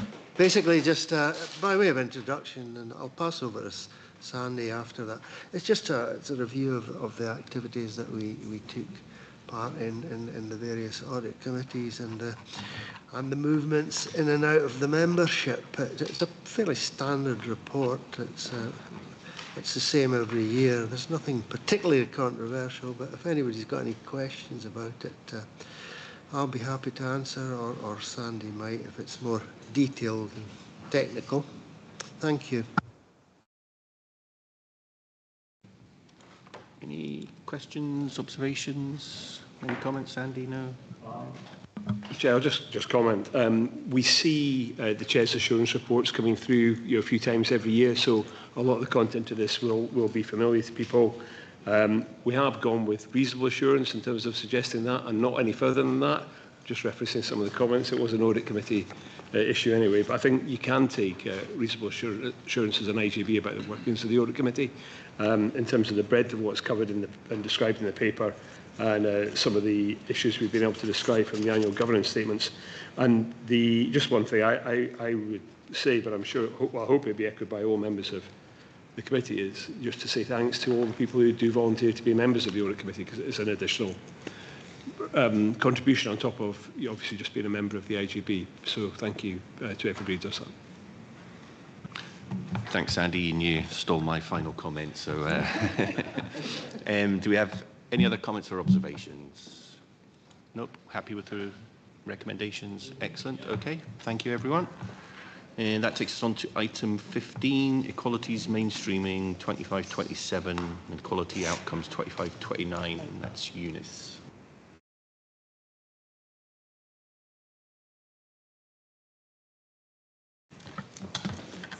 As you'll be aware, the Equality Act 2010 places a duty on public bodies to publish a set of equality outcomes every 4 years and produce a report on how well we are achieving these outcomes at least every 2 years. An Equalities Mainstreaming report is to be published every 2 years as well. Angus Health and Social Care Partnership also have a requirement to support the delivery of the quality outcomes of our employing organisations, Angus Council and NHS Tayside. This updated Equalities Mainstreaming report that you have today for 2025-27 is outlined in Appendix 1, and it provides an overview of progress made in achieving the IGB's Equality Mainstreaming duty over the last year. And I hope members will agree there's been a significant amount of work that has been undertaken, led by Morgan Lowe. So I just want to highlight, a few things just that we're very proud of. So some of the progress has been around. We've developed a new health and climate sustainability impact assessment to complement the combined impact assessments that we already have. We've undertaken regular staff training on the completion and the importance of the impact assessments. We've developed the Partnership Equalities team to offer support and training to staff and to progress improvements as detailed in the Equality Action Plan. We have ongoing and regular support from the EHRC via the Equality Peer Support Network, and with completion and monitoring of combined impact assessments for each of our strategic delivery plans. So lots of significant pieces of work there. I'd also want to highlight, as part of this work, we've done public engagement that was undertaken as part of the development of our new 4 equality outcomes, which is also linked to the delivery of the current strategic commissioning plan and the strategic delivery plan. As a result, today we are suggesting that the level of assurance for this work is substantial. I would particularly like to thank Morgan for her extensive work on this report and her leadership around it, and she's happy to take any questions. Thank you. Thanks. Maybe use of the word happy is maybe not quite right there, but never mind. Okay, do we have any comments or questions? Yes, Martin. Just for clarification, if we do joint work with other integration boards, how does our equality stuff liaise with theirs, if there are any differences? So we do have the IGB Peer Support Network, which is an invaluable group actually to discuss national issues. What we do see is that we're experiencing a lot of the same local issues as well. So I would say our new set of equality outcomes is fairly consistent with what other areas have, but obviously we have our Angus specific feedback in there as well. But it is reassuring to see that other IGBs have the same equality-related issues and challenges that we do, and also to see how progress has been made across other areas. So we have taken some inspiration as well from what some of our partners are doing in other areas and included that in some of our improvement activity. Thanks, Morgan. Any other? Yes, Lewis? Yeah, I wonder what we can perhaps do to link this a bit more heavily with kind of some of our strategic decisions and our risk management, because it doesn't really feature there. Thanks, Morgan. Absolutely something that is on the agenda. That is what we're aiming to do now. We really were starting from a foundation where we had to build the foundations there. We're now at that stage and we're looking to do some working with our colleagues in the clinical care and professional governance group around actually putting much more in there around how we are complying with the Equality Act within there, and also strengthening the combined impact assessment process so that when we're bringing papers to IGB, you are assured that that impact assessment has been thorough and robust and that you have all of the information that you require to make informed decisions. So you'll see that's reflected. I think that's in priority 1, our new outcomes. So that's absolutely something that we're aiming to do. Thank you, Chair. And if I could come back, or I can wait until others have had the opportunity, if that's okay. Let me just find, I think it was 191 of the report. And I think it's very difficult because I think it's just been yourself, Morgan, that really ultimately has been working with, on this piece of work, albeit with other teams and partners. But yeah, you've taken the lead and done that tremendously well. And I think we're definitely in a much better place than we were a year or so ago when it was a concern.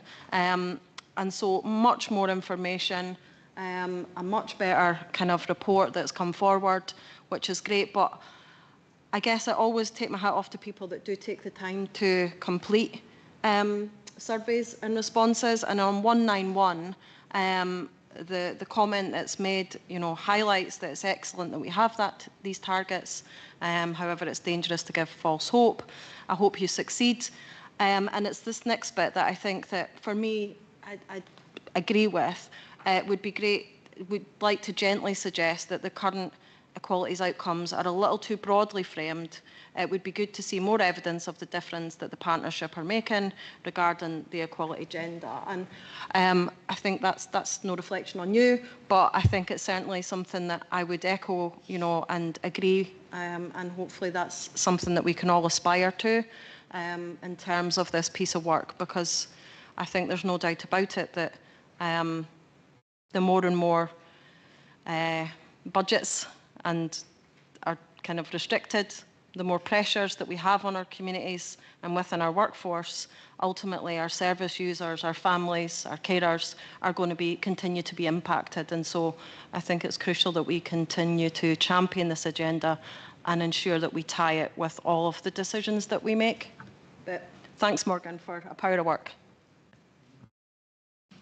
Thank you, Lois. And just kind of building on that very point, we can have the best templates and what, but it all comes down to the actual people completing them. And I noticed we've been rolling out training.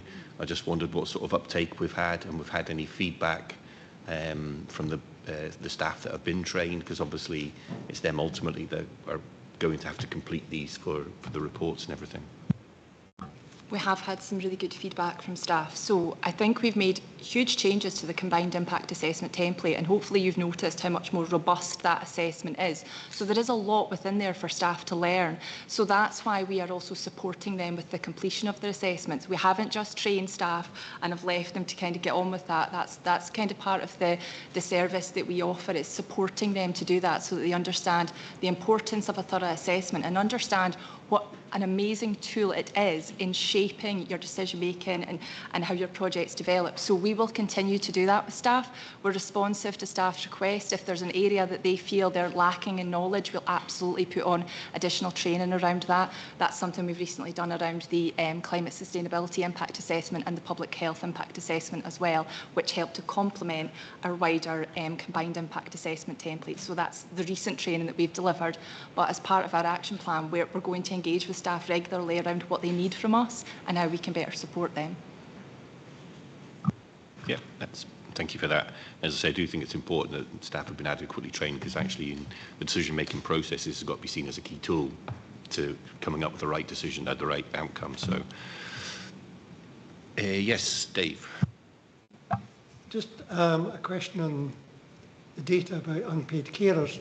I'm just wondering if there's a technical reason why it's the 2011 data rather than the 2022 data that's being cited in that section, given that we heard earlier about the significant increase over the last decade. Well, it's 11 years.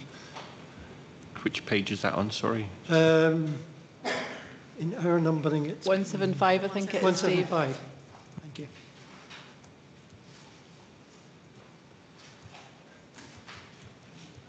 I think we'd be happy to update it. I think it's just been that's the information we had to hand, but we can update it to reflect the 2022. Okay, thank you.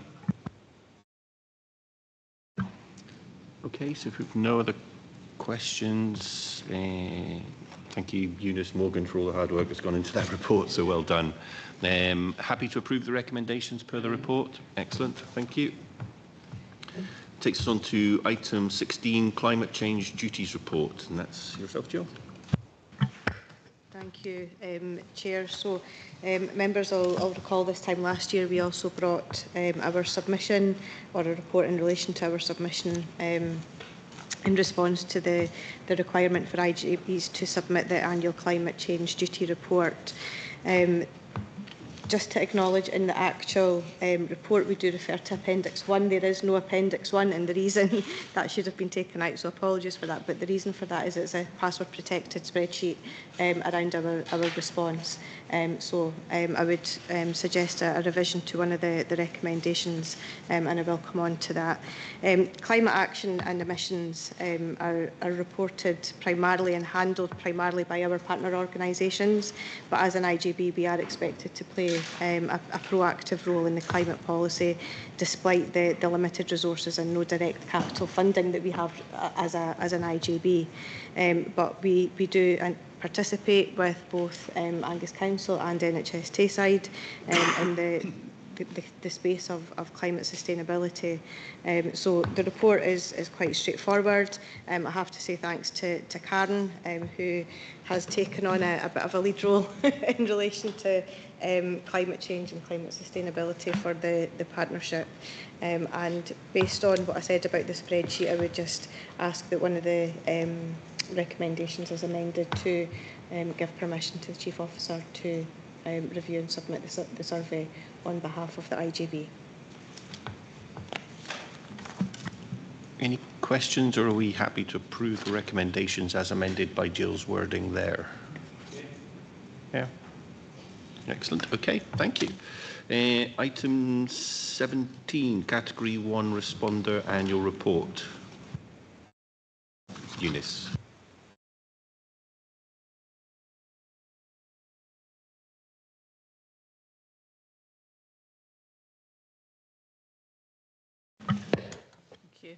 So the purpose of this report is to provide the IGB with an annual update on its statutory responsibilities and activities as a Category 1 responder under the Civil Contingencies Act 2004, and to seek approval to reduce the risk score for the strategic risk.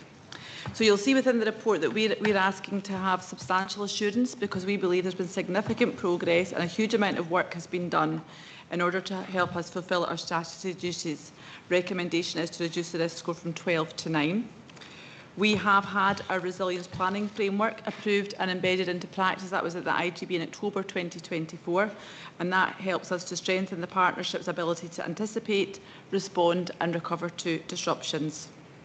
We've also been heavily involved in the work in collaborating across Tayside and the Tayside Local Resilience Partnerships, including scenario-based exercises, shared plans and the use of Resilience Direct platform. You'll see in the report we've had a number of operational responses to incidents, particularly at the start of the year. Thankfully, it has dissipated slightly since then, but we're very busy from January to March with various incidents that we've highlighted. We've also got a resilience planning group which is established, and that reports into the CCPG and then to the audit committee, to the IGB 3 times per year, so we've got good governance and oversight. Some other things that we're working on that are proving a bit challenging are the persons at risk distribution, and that is a database that has been developed by Angus Council that the partnership have been heavily involved in, working to look at how we can, reduce down the people that are most at risk during a significant incident that we might have to respond to, and we can get Angus Council data, but it's sharing it with other partners, particularly NHS Tayside. We're doing some business continuity testing, and we need to have further development around that to make sure that we do have resilience across all service areas, and then obviously the impact of climate and climate resilience and how we can manage to do that during climate-related emergencies. Happy to take any questions, but before I do that, I'd like to thank Abigail Stewart, who's done an extensive amount of work on this, and we wouldn't be where we are today without her leadership and input into this important work. Thank you. Thanks, Eunice. Any questions? Yes. Maybe a very, very detailed question, but just wondered what the uptake was on dry powder respiratory inhalers, because that's one of your items.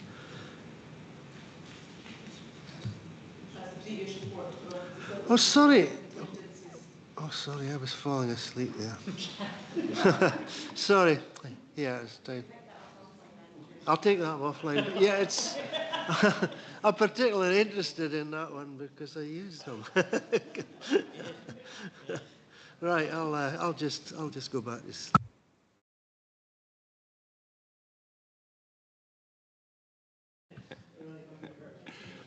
Thanks, Andrew.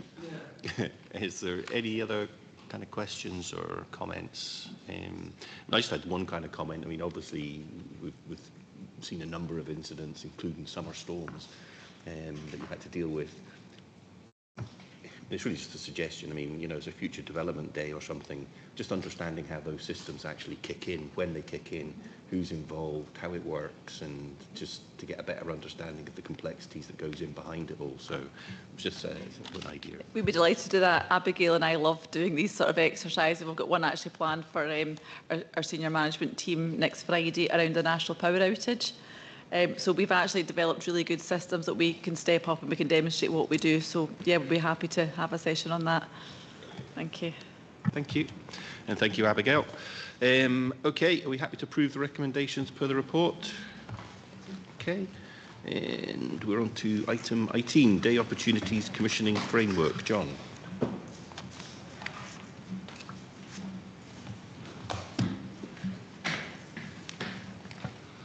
Thank you, Chair.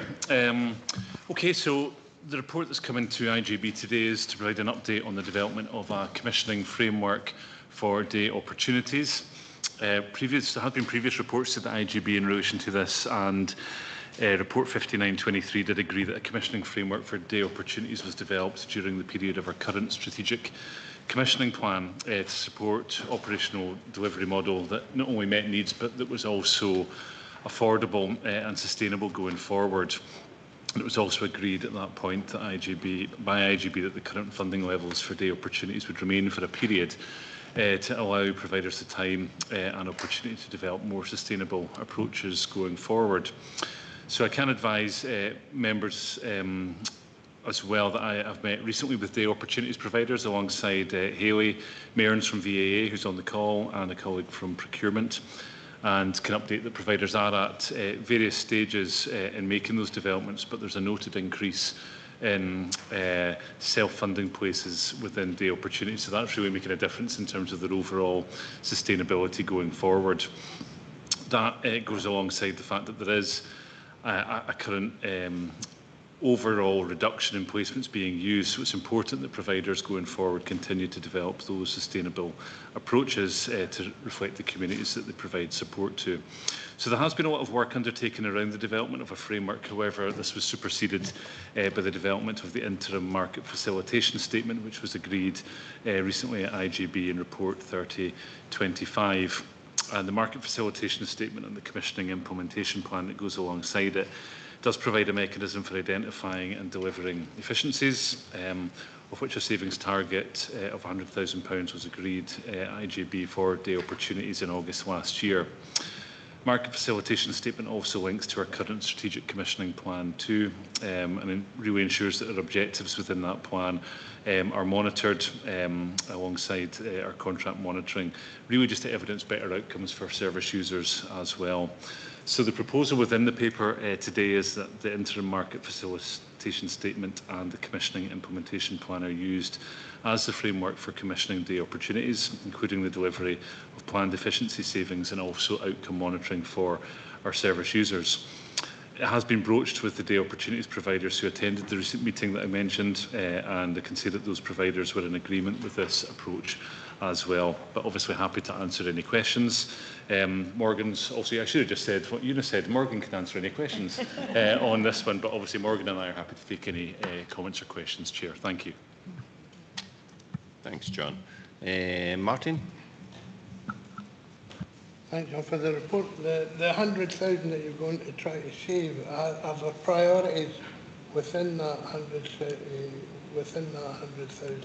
Have they been identified, or is it just going to be overall? Thank you, Martin. So the £100,000 is made up of there's other savings obviously going on across services. So the £100,000 was linked just to our day opportunities providers. So that's based on a lot of evidence that's provided by the providers themselves in terms of the use of day opportunities. As I'd mentioned just in my preamble, we are seeing an overall reduction in the use of day opportunities. It's a service that has been it's quite a historical service, and I think COVID really changed the way day opportunities was used. So we're not seeing them used as traditionally they were before, and I think there's a number of reasons for that. But we are seeing that providers are taking that opportunity to look for other ways of developing services. So historically, some services that just provided services for older people are now branching out to say, well, can we offer something for adults? Can we offer something for certain communities or groups as well? And that self-funding really helps to provide further sustainability for them going forward too. So I hope that answers your question. Lewis? Yeah, thank you. As you've said, and as is reported, there is a significant efficiency saving to be made, but the quality impact assessment states that there will be potential positive impact on people and the workforce. And I just wondered if you could explain how that would be, and also if you're able to confirm if any of the current providers have been invited along to speak at today's meeting. Okay, thank you, Councillor Speed. I'll deal with the last part first. I'll maybe bring Morgan in around some of the equalities.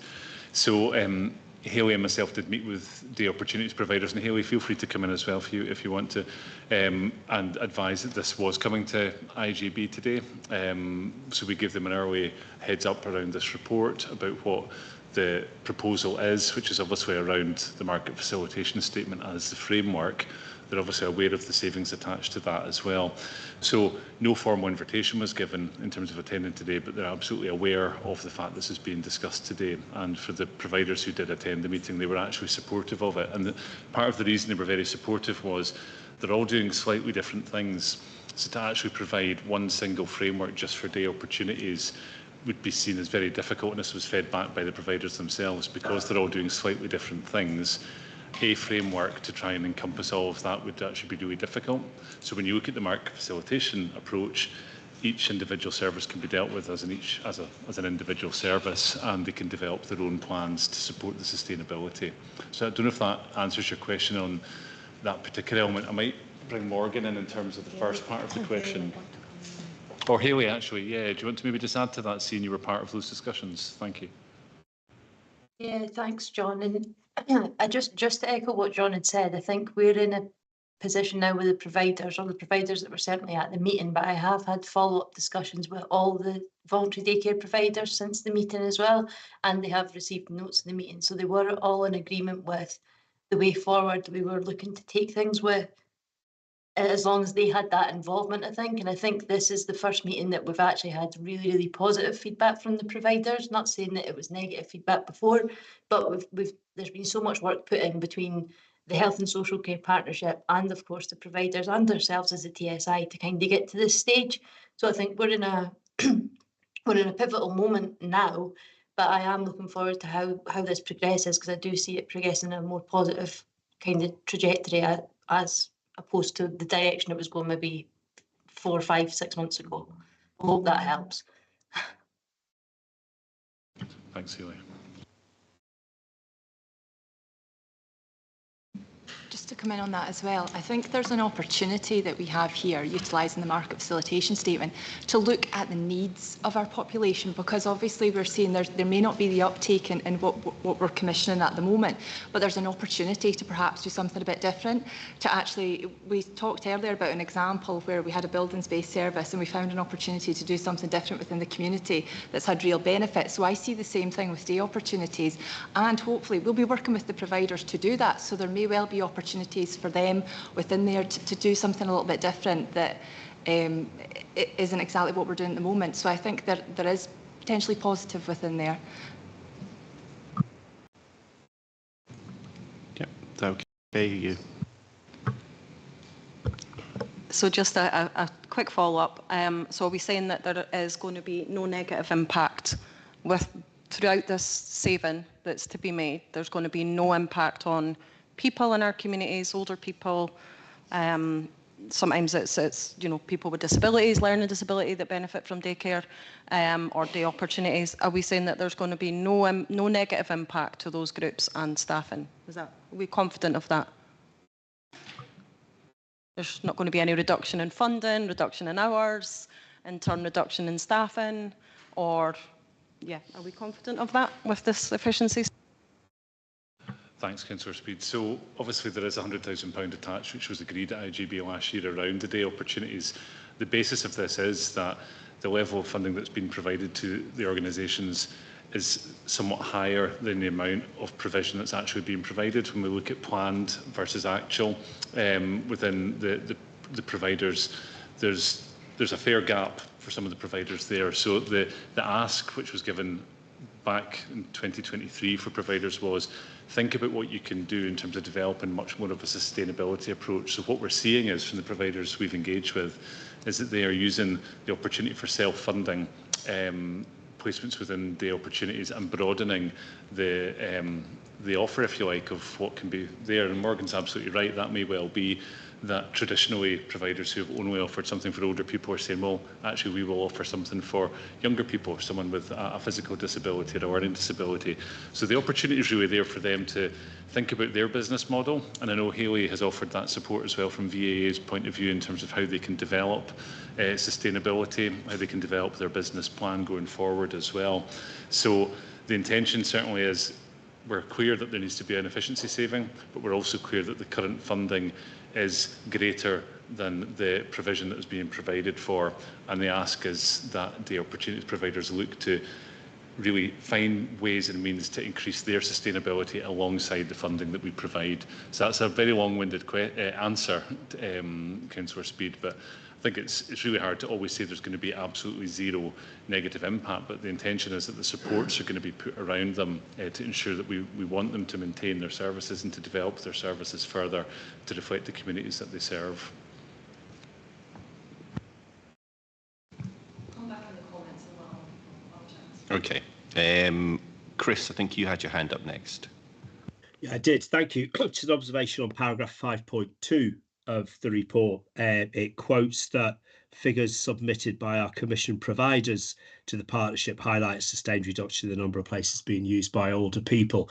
And also in echoing Councillor Speed's concerns that she raised earlier, I wonder whether provision of those figures would assist in understanding of that concern of Councillor Speed's around negative impacts on service users and staff, and that the production of those figures in the report would have perhaps helped for that position to be clearer, because I think for me, certainly too, it remains unclear that there would be no negative impact on staff and people in our communities. Thanks.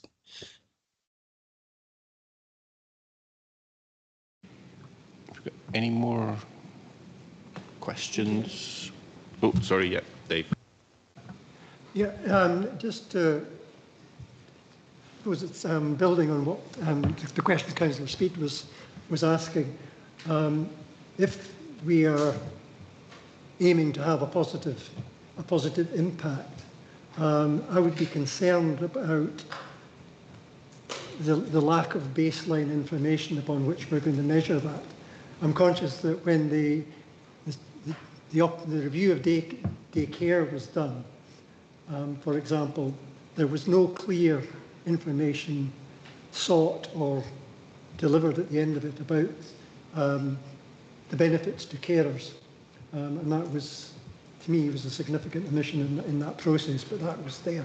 I'm not aware of since then that any of that being put together. And if the opportunities are to be developed in other directions, I think we need to have a clearer substantive position of what is on the ground just now that we're going to develop and change. And I have, in principle, no objection to things being done differently if that produces things that are more effective. However, if we have no measure of that, then we still get left just having to measure feel good without anything attached, and that would be a concern to me.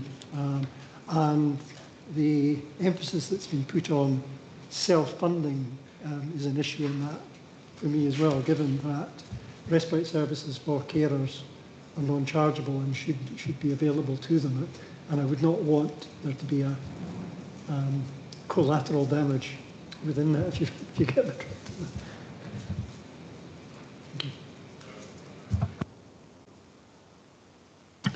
Thanks, Dave. Yeah, I think so. We're talking about a relatively small number of providers with Angus within this. The commissioners, obviously, daycare that exists within our own care home provision, our own internal care home provision. So we are just talking about the 4 providers that we currently commission from. All of this is based on quite substantive data that's provided by providers on a monthly basis in terms of what the use is. So if committee would find that helpful, we can provide that for you. I think there's potentially some sensitivities about providing that within the public paper. I'd maybe want to seek some advice from legal around that. But I think the basis of the decisions here is looking at over a fairly long period of time, the level of commission funding towards the day opportunities providers versus the planned and actual number of individuals who attend daycare has been quite a difference, and that's been problematic. Going back to your point around outcomes as well, and I think this is where we see real benefit of using a market facilitation plan, because we will actually be monitoring each individual provider much more effectively against, well, what are the outcomes? How do we know what difference this actually makes? And historically, I think it's been difficult to evidence that, but by using the market facilitation plan, which is linked to our strategic commissioning plan, we've got very, very clear outcomes and expectations. So we'll be able to report much more effectively around, we know that for that money that we give to that organisation, that the outcomes are linked to what we agree as the strategic outcomes within Angus, and gives hopefully IGB much more assurance around the fact that this is providing a good quality service and measurable outcomes for service users, and we've not been in that position before. So I don't know if that helps, Dave, answered.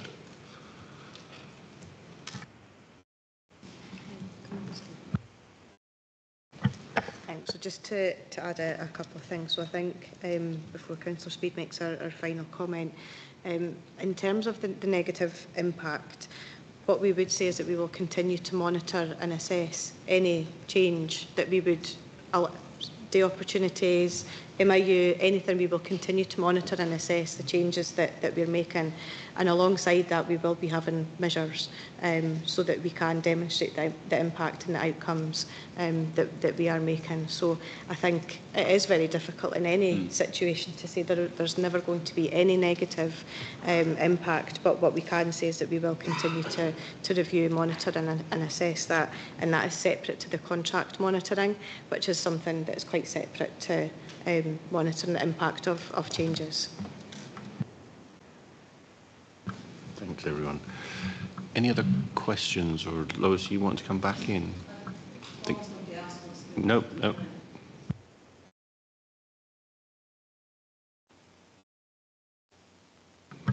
Yeah, thank you, and thanks for the responses.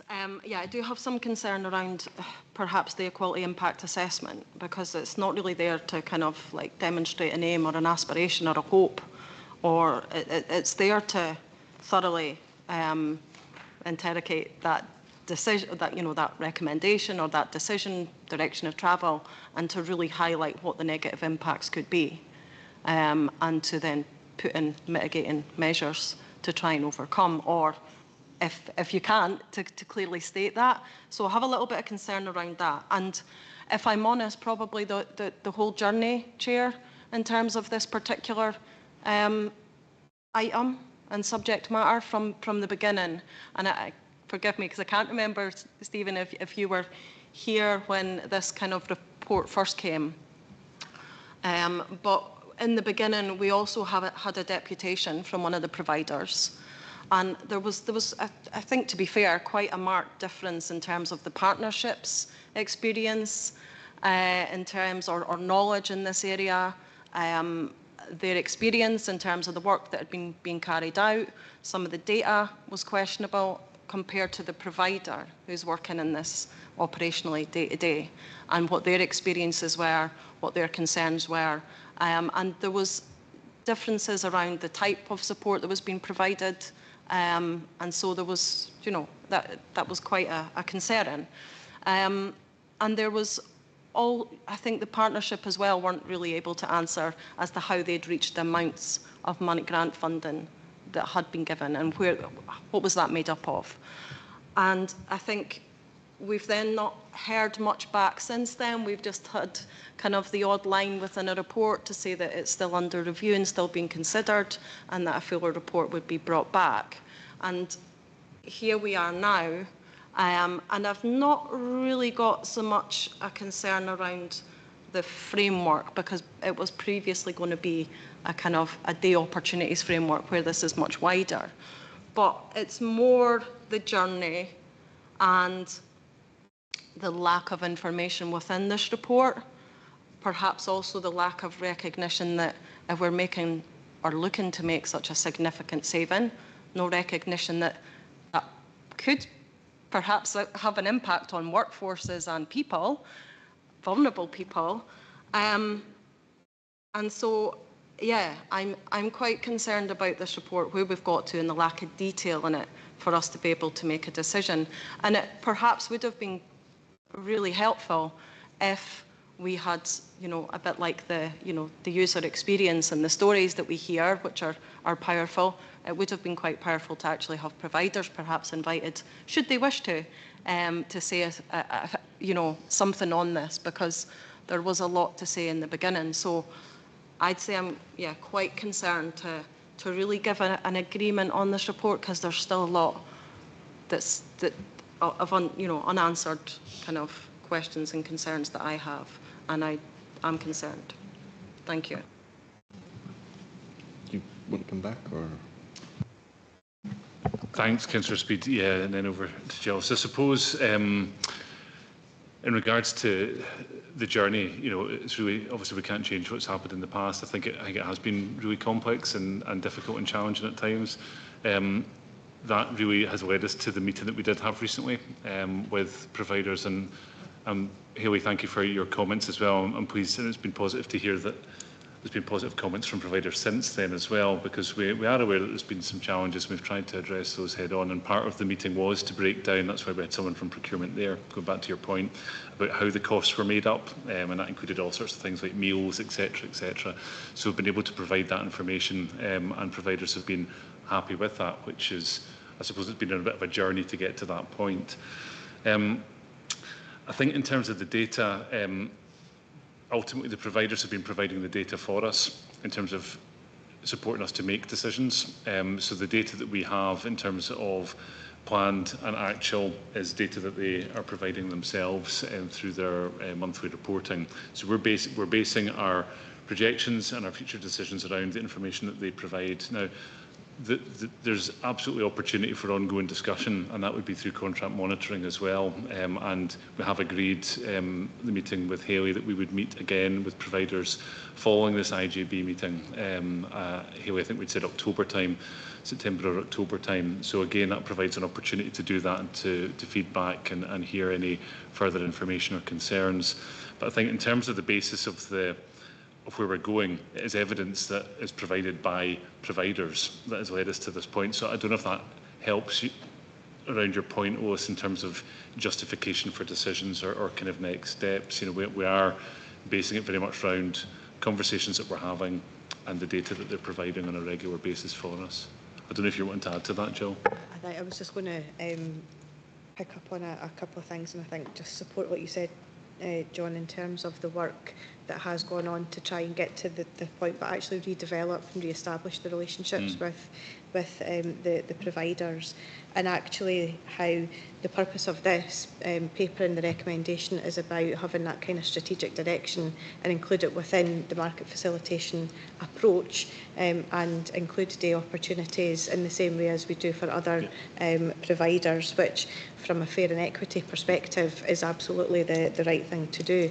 I think we are at risk of getting into a lot of operational detail around how we manage and monitor contracts, and a lot of the debate and the discussion is that's where a lot of that information came from, and a lot of work has gone on in the background between Morgan, John, and the providers around the contract monitoring and how we're going to work with them as a partnership going forward. And Hayley's obviously been involved in that as well. So I guess this is about an approach to take a fair and equitable approach with the day opportunity provider or the day care providers to allow them the same opportunities as other people get in terms of how they plan and deliver their care to meet the needs of the population.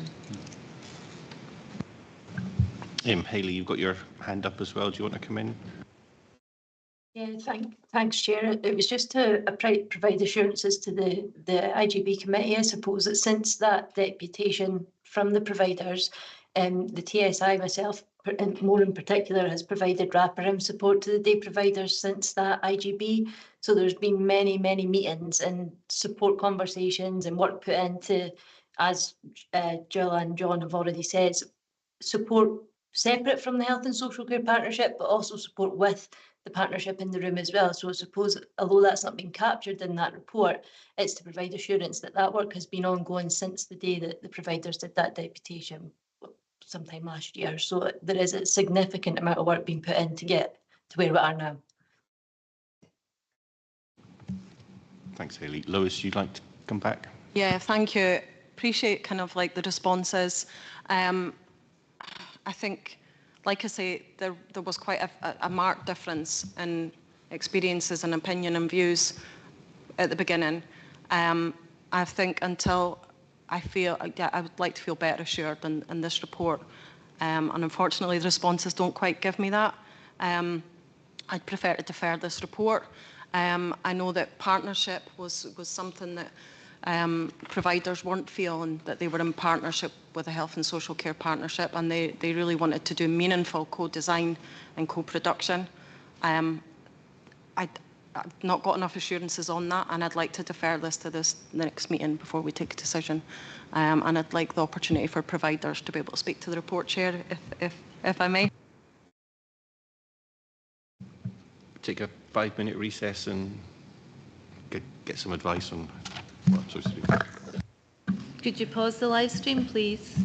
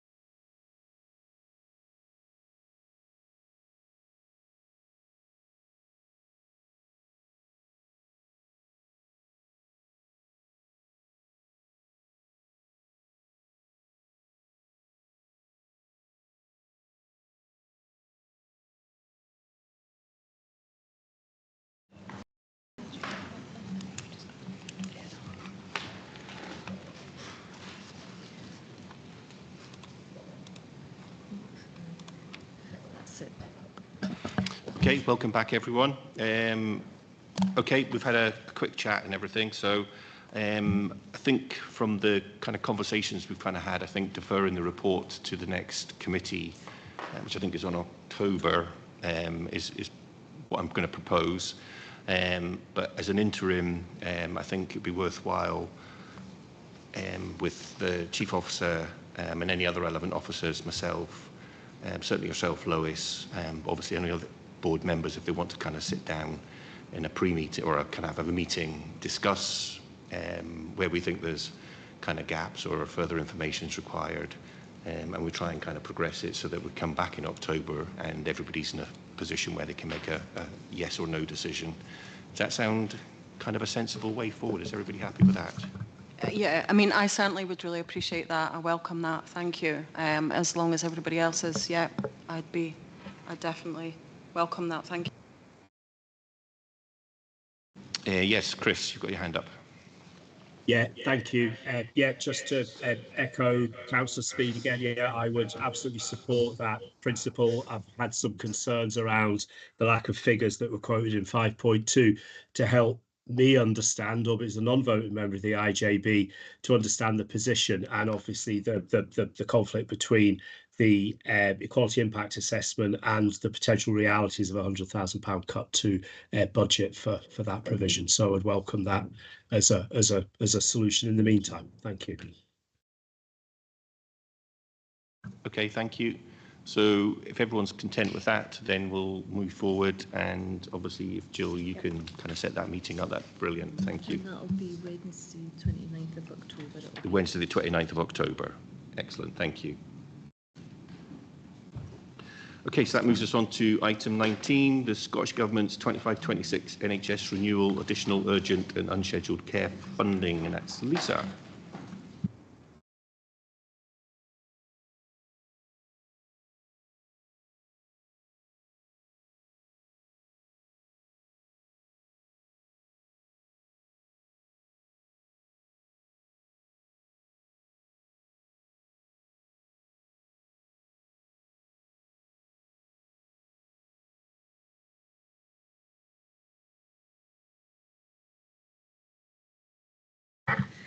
Okay, thank you, Chair. This paper details the additional funding made available by Scottish Government for urgent and unscheduled care during 25-26. The paper sets out the allocation for NHS Tayside as a whole. This funding is actually to all of the health boards, and it's about the whole system approach, and our allocation is detailed, Angus's share of that, and also there is funding going to the acute services and Dundee and Perth and Care, gosh, I can't get my words out, Perth and Kinross Health and Care Social Partnerships as well. So the priorities for this funding, although it's additional funding, there is already some core funding allocated to the Flow Navigation Centre. The rest of it really centres around core priorities for the government in terms of urgent and unscheduled care, around discharge without delay, hospital at home. In particular, the Scottish Government are very focused on hospital at home, and frailty. Angus's share will support frailty and hospital at home and discharge without delay.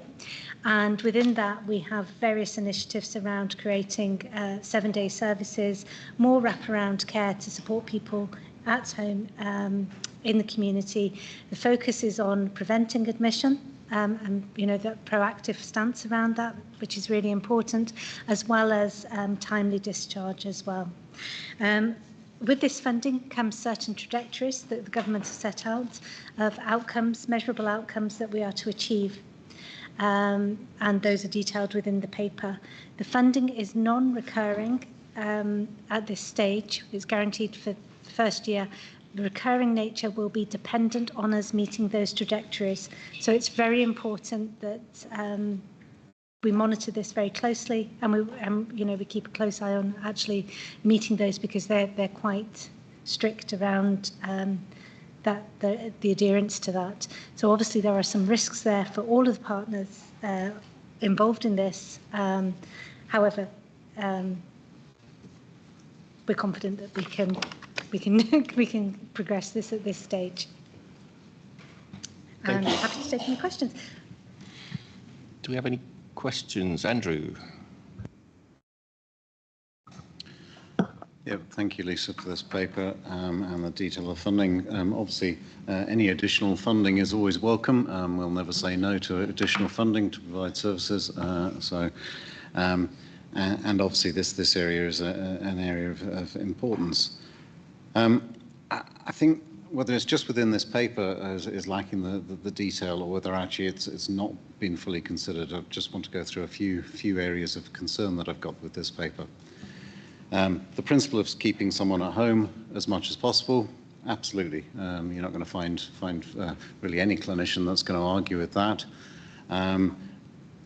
Personally, I dislike the whole term hospital at home, because that's actually a misnomer. You can't provide a hospital at home. You can provide a higher acute level of service at home than you would normally be able to provide, but it's not actually a hospital at home. And I think it's just that's a nice, quick political title for it. And I do welcome the fact that actually a higher acute level is mentioned within this paper. But the hospital at home here highlights that this service is going to be available 8 to 8. And yet there's not a mention within this entire paper of the existing out-of-hours service and the interaction then to the out-of-hours service and potential impact on our GP out-of-hours service, or primary care out-of-hours service to be more accurate, of having more acutely frail people at home rather than within a hospital setting. So I think certainly there needs to be a risk assessment done around that, especially as we're doing an out-of-hours review at the moment in terms of the staffing and model there. The other thing that is not captured within the paper is the interface with the existing providers of urgent unscheduled care during the day. And that's our nursing colleagues, district nursing colleagues, general practice, AHPs, physios. The vast majority of urgent and unscheduled care is provided by all those services each day. That's not planned care by itself. And actually having an interaction between those two and where is the interface there is critically important, so that you don't undermine those services. In terms of frailty, we have a leading enhanced community support model in Angus, and we have done now for decades. And actually, it's a leading support there, and great interface and multidisciplinary working between practices and the wider primary care team. And again, there's no mention here in terms of actually how that will interface these hospital-at-home patients and these advanced nurse practitioners and the teams working around there, and how that will support it. There's no mention of general practice actually in the entire paper. There's no mention of community nurses within the entire paper. Within the risk assessment, I've already highlighted the potential risk of out of hours, but there's also a risk to Scottish Ambulance Service in terms of increased calls should people not be able to remain at home through the small hours of the night, or between 8 p.m. and 8 a.m. There's no mention of the increased burden potentially on social care and carers, both paid carers and informal or voluntary carers within this, and there may be extra burden there. And also engagement with frailty. I note that the general practice frailty DES has just been launched, and therefore there will be frailty leads. So I'd want commitment there that given this is going to be a frailty service, that there'll be full engagement with each of the practices' frailty leads to drive this forward. So I think whilst fully supportive of all the initiatives in here, it's actually the key to this, and the key to the success of this is how it integrates with the services that we provide already. Thank you. Thanks, Andrew. Yeah, thanks, Andrew. And I guess the paper is set to lay out the specifics around the funding that's been allocated, and we have been using the language that the Scottish Government actually use around hospital at home, and we know within Angus we absolutely do have a good ECS, enhanced community service model. Acknowledge everything that you've said around the importance of the interfaces, but just to give the board assurance that as part of the working with probably another hat that I wear. I am the executive lead for NHS Tayside for urgent and unscheduled care, and there is a wide variety of stakeholders that are around all of this work in terms of developing not just the bids to put in, but actually how we're going to take the work forward, monitor, progress it in line with both the aspirations of Scottish Government, but actually in line with what actually meets the needs of our local population, and that is different in Dundee, it's different in Angus, and it's different in P&K. So although there's no specific mention of key stakeholders, there's others that you haven't mentioned, Andrew, there's a whole host of them, but the purpose of this paper was around the specific funding allocation and to allow us to direct NHS Tayside to draw that funding down, but it doesn't detract from the comments that you have made and the importance of working across those interfaces. Yes, Alison. Thank you, Chair. Thank you, Andrew, for your question. It'll come as no surprise that my heart is very much in our enhanced community support model, where we have multidisciplinary teams with GP practices, district nurses, and very much look after our frail elderly with that holistic approach. And I see the forthcoming frail elderly, the DES that's just been offered to practices as very much complementary, increasing having a key link and increasing the sort of standardised approach and knowledge around polypharmacy. It just gives us another strengthen and refresh of that model.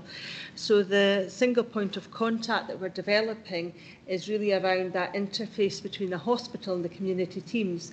Because while we know in our communities how we're operating in ECES, quite difficult for the hospital to access that because they can't know the nuances in every team, and so very much it will be a single point of contact if the hospital are planning discharges to get the right thing for people. It is also a point for community teams through enhanced community support if they're recognising that they've got a shortage of care, a shortage of community physio, they've got somewhere to escalate for support from the single point of contact. And the people that are being resourced are MFE-ANPs. There will be some locality alignment and hopefully build the relationships. The manager overseeing it manages the community nursing and the medicine for the elderly ANPs, and there's a lot of work going on to try and get that working better. So hopefully that gives you some assurances around the model. I would recognise, though, that perhaps there's been a gap in terms of consultation with the general practice community, so sorry about that, and recognising that all sort of programmes of work that are strategic should be coming through the clinical partnership group. So I can only give apologies. I know that it was done through the Unscheduled Care Board, but I would propose that we maybe get a presentation and some work done through the clinical partnership group at an early stage, and we'll take that forward, not a problem. Yeah, Andrew, you want to come back in? Yeah, just to thank you both for your replies. I think actually if I am going to focus on funding, then it is a risk. I mean, it is highlighted there as well. Given this is not long-term funding, potentially, that plays into the impact if you're then going to increase the recruitment of ANPs specifically, given the most expensive grade that is listed within here as new recruits. What is the modelling in terms of the financial risk if you're then appointing people to permanent roles, or indeed what is the risk of not appointing if actually you're only offering a 12-month role to someone who is of that training? We're already short of advanced nurse practitioners to the extent that the general practice advanced nurse practitioners through urgent care, we take on a significant cohort of those that are trainees and then we train them up within practice because there's not an off-the-shelf large supply of advanced nurse practitioners, and this is wholly reliant on those to deliver this. So I think there are risks that should be in there, and they actually fall within the financial risk as well in terms of this paper. Yeah, I mean, I think I'm happy to take the officers in, but I mean, I think it says in the report, that if you actually deliver against the targets, you'll get the funding in future years. It's only restricted for 1 year to, I suppose, drive the targets that the Scottish Government are looking for. So, but I take on board, maybe the risks have been clearer, but it is kind of in there. So, yeah. Any other questions? just really found that quite interesting, and I really welcomed Andrew's input into this and for highlighting these risks, and kind of similar theme from kind of what perhaps I was highlighting in previous reports. So I think, yeah, thanks for that, Andrew. It was really insightful. Yes, Martin. I couldn't hear that everything there. I forgot to put my hearing aids in. But the fact is that that target's contingent, or the funding's contingent, 26, 27 is contingent on meeting the targets. But we're already saying that we're down. So how are we going to meet the targets? You want to come in, Joe? So there's a number of steps along the way. So we've got interim trajectories which have been agreed with Scottish Government, Martin, around the number of trajectories that are detailed in the paper. And I think, well, I don't think I know, from a funding allocation perspective, this is the way that the funding is being allocated, and boards are going to be given the funding on achievement of trajectories, whether it's around urgent and unscheduled care, whether it's around planned care. But there are interim trajectories, and I have to say, from being involved in it through urgent and unscheduled care, and I will double check, but we're pretty sure that there has been a presentation through CPG around this work, but we will double check that, that from a clinical perspective, whilst we've got the demand that we have and the capacity that is currently within the system, the clinical leads that sit around urgent and unscheduled care, both from an acute perspective and from a primary care perspective, are all in agreement with the trajectories that we've got and the interim trajectories, and they do believe that they are achievable. Yes, Alison, we'll come back. Just quickly, our performance in terms of managing people in the community rather than hospital has fallen relatively over years, since a combination of effect, just the impact of COVID, long waiting lists. There's lots of things that could be at the back of that, and including that we need to make sure that all our GP practices are resilient and resourced, and that comes from the learning from enhanced community support that we implemented 10 years ago, and we're very much around making sure that the model that Andrew highlighted is supported and strengthened. We have weekly meetings across the Angus interface with Acute Hospital, both strategic and operational meetings, where we are dynamically addressing these issues as they arise, and we are putting quite a bit of focus on looking at how we can put quality improvements, for example, some work on falls that we described earlier, some work on care homes.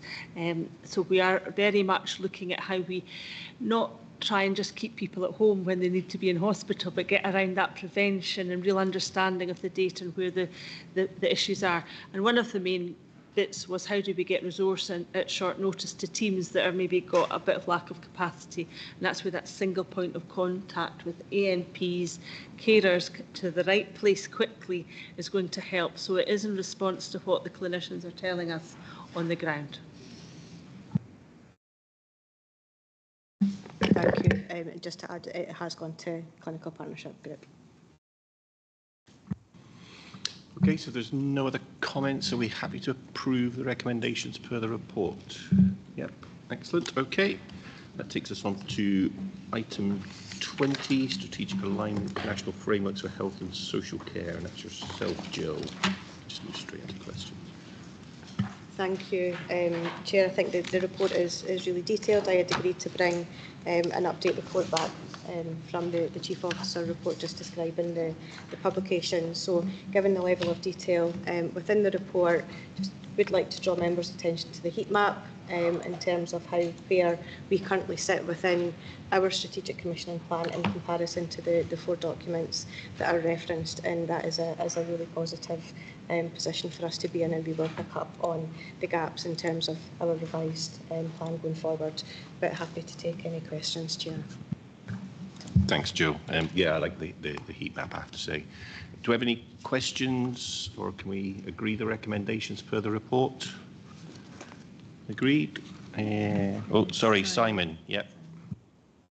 Thanks, Chair. Yeah, just interested, and apologies if this is not the right place to raise this. It might be an offline conversation, and it might be to do with my lack of understanding. But the report talks about the 4 frameworks, but then quite rapidly homes in on the service renewal framework, and doesn't really talk much more about the population health framework. And I'm just interested in the thinking around that. So the service renewal framework, Simon, as you're aware, that is our, so not to take away from the population health one, but from a social health and social care perspective, the SRF is really critical for us to align our strategic commissioning plan to. I think the population health framework is a much broader framework, and it's not just around health, social care, it's around the wider elements of of society. So I think for our strategic commissioning plan, it was really around the alignment to the SRF, but it does have to reflect the operational improvement plan. It does need to reflect the key principles in the population health framework and actually in the public sector reform strategy as well. And then I'm happy to pick up a conversation offline, Simon, in relation to population health. A lot of the stuff in the population health is picked up through our prevention and proactive care work as well. So that is where the alignment to the population health framework comes in. Okay, thanks, Jill. So nothing else? Recommendations? Everyone happy? Agreed? Yep. Okay, that takes us on to item 21, the updated annual work plan. Jill? Yeah, straightforward routine report, Chair. I think just before we move on to the recommendations, I would just like to, for me personally, as Chief Officer, but also for IGB members, just to acknowledge the work that officers actually put into writing the papers. It does take a tremendous amount of work and time to get them to the point of coming to the IGB. So thank you to the officers and thank you to IGB members for taking the time to read. We know that this one has been a particularly long meeting, and hopefully we are beginning to get the right things coming to the IGB, and really pleased that we've had 3 reports this time with substantial assurance and 2 with reasonable assurance, and like that for me is about how we're getting the right papers to IGB as well. So just to acknowledge the work that does go into the reports. Yep, I would echo that, Jill. A lot of work went into reading them as well, I have to say. Not as much as writing them, I have to say, but yeah, no, I know how much hard work goes into it. Okay, we happy with the report and recommendations? Yeah. And that takes us on to item 22, which is the timetable of meetings for the IGB and Audit Committee next year, which is there just for noting. Date of next meeting is Wednesday, the 29th of October, 2025. And just a reminder that we have the development session next Thursday. Is that 4th of September? Is it? Obviously, encourage everyone to come along and to complete the survey as well. And hopefully see everybody next Thursday. And thank you all very much. Thank you. If you could just stop the live stream, that concludes the board meeting.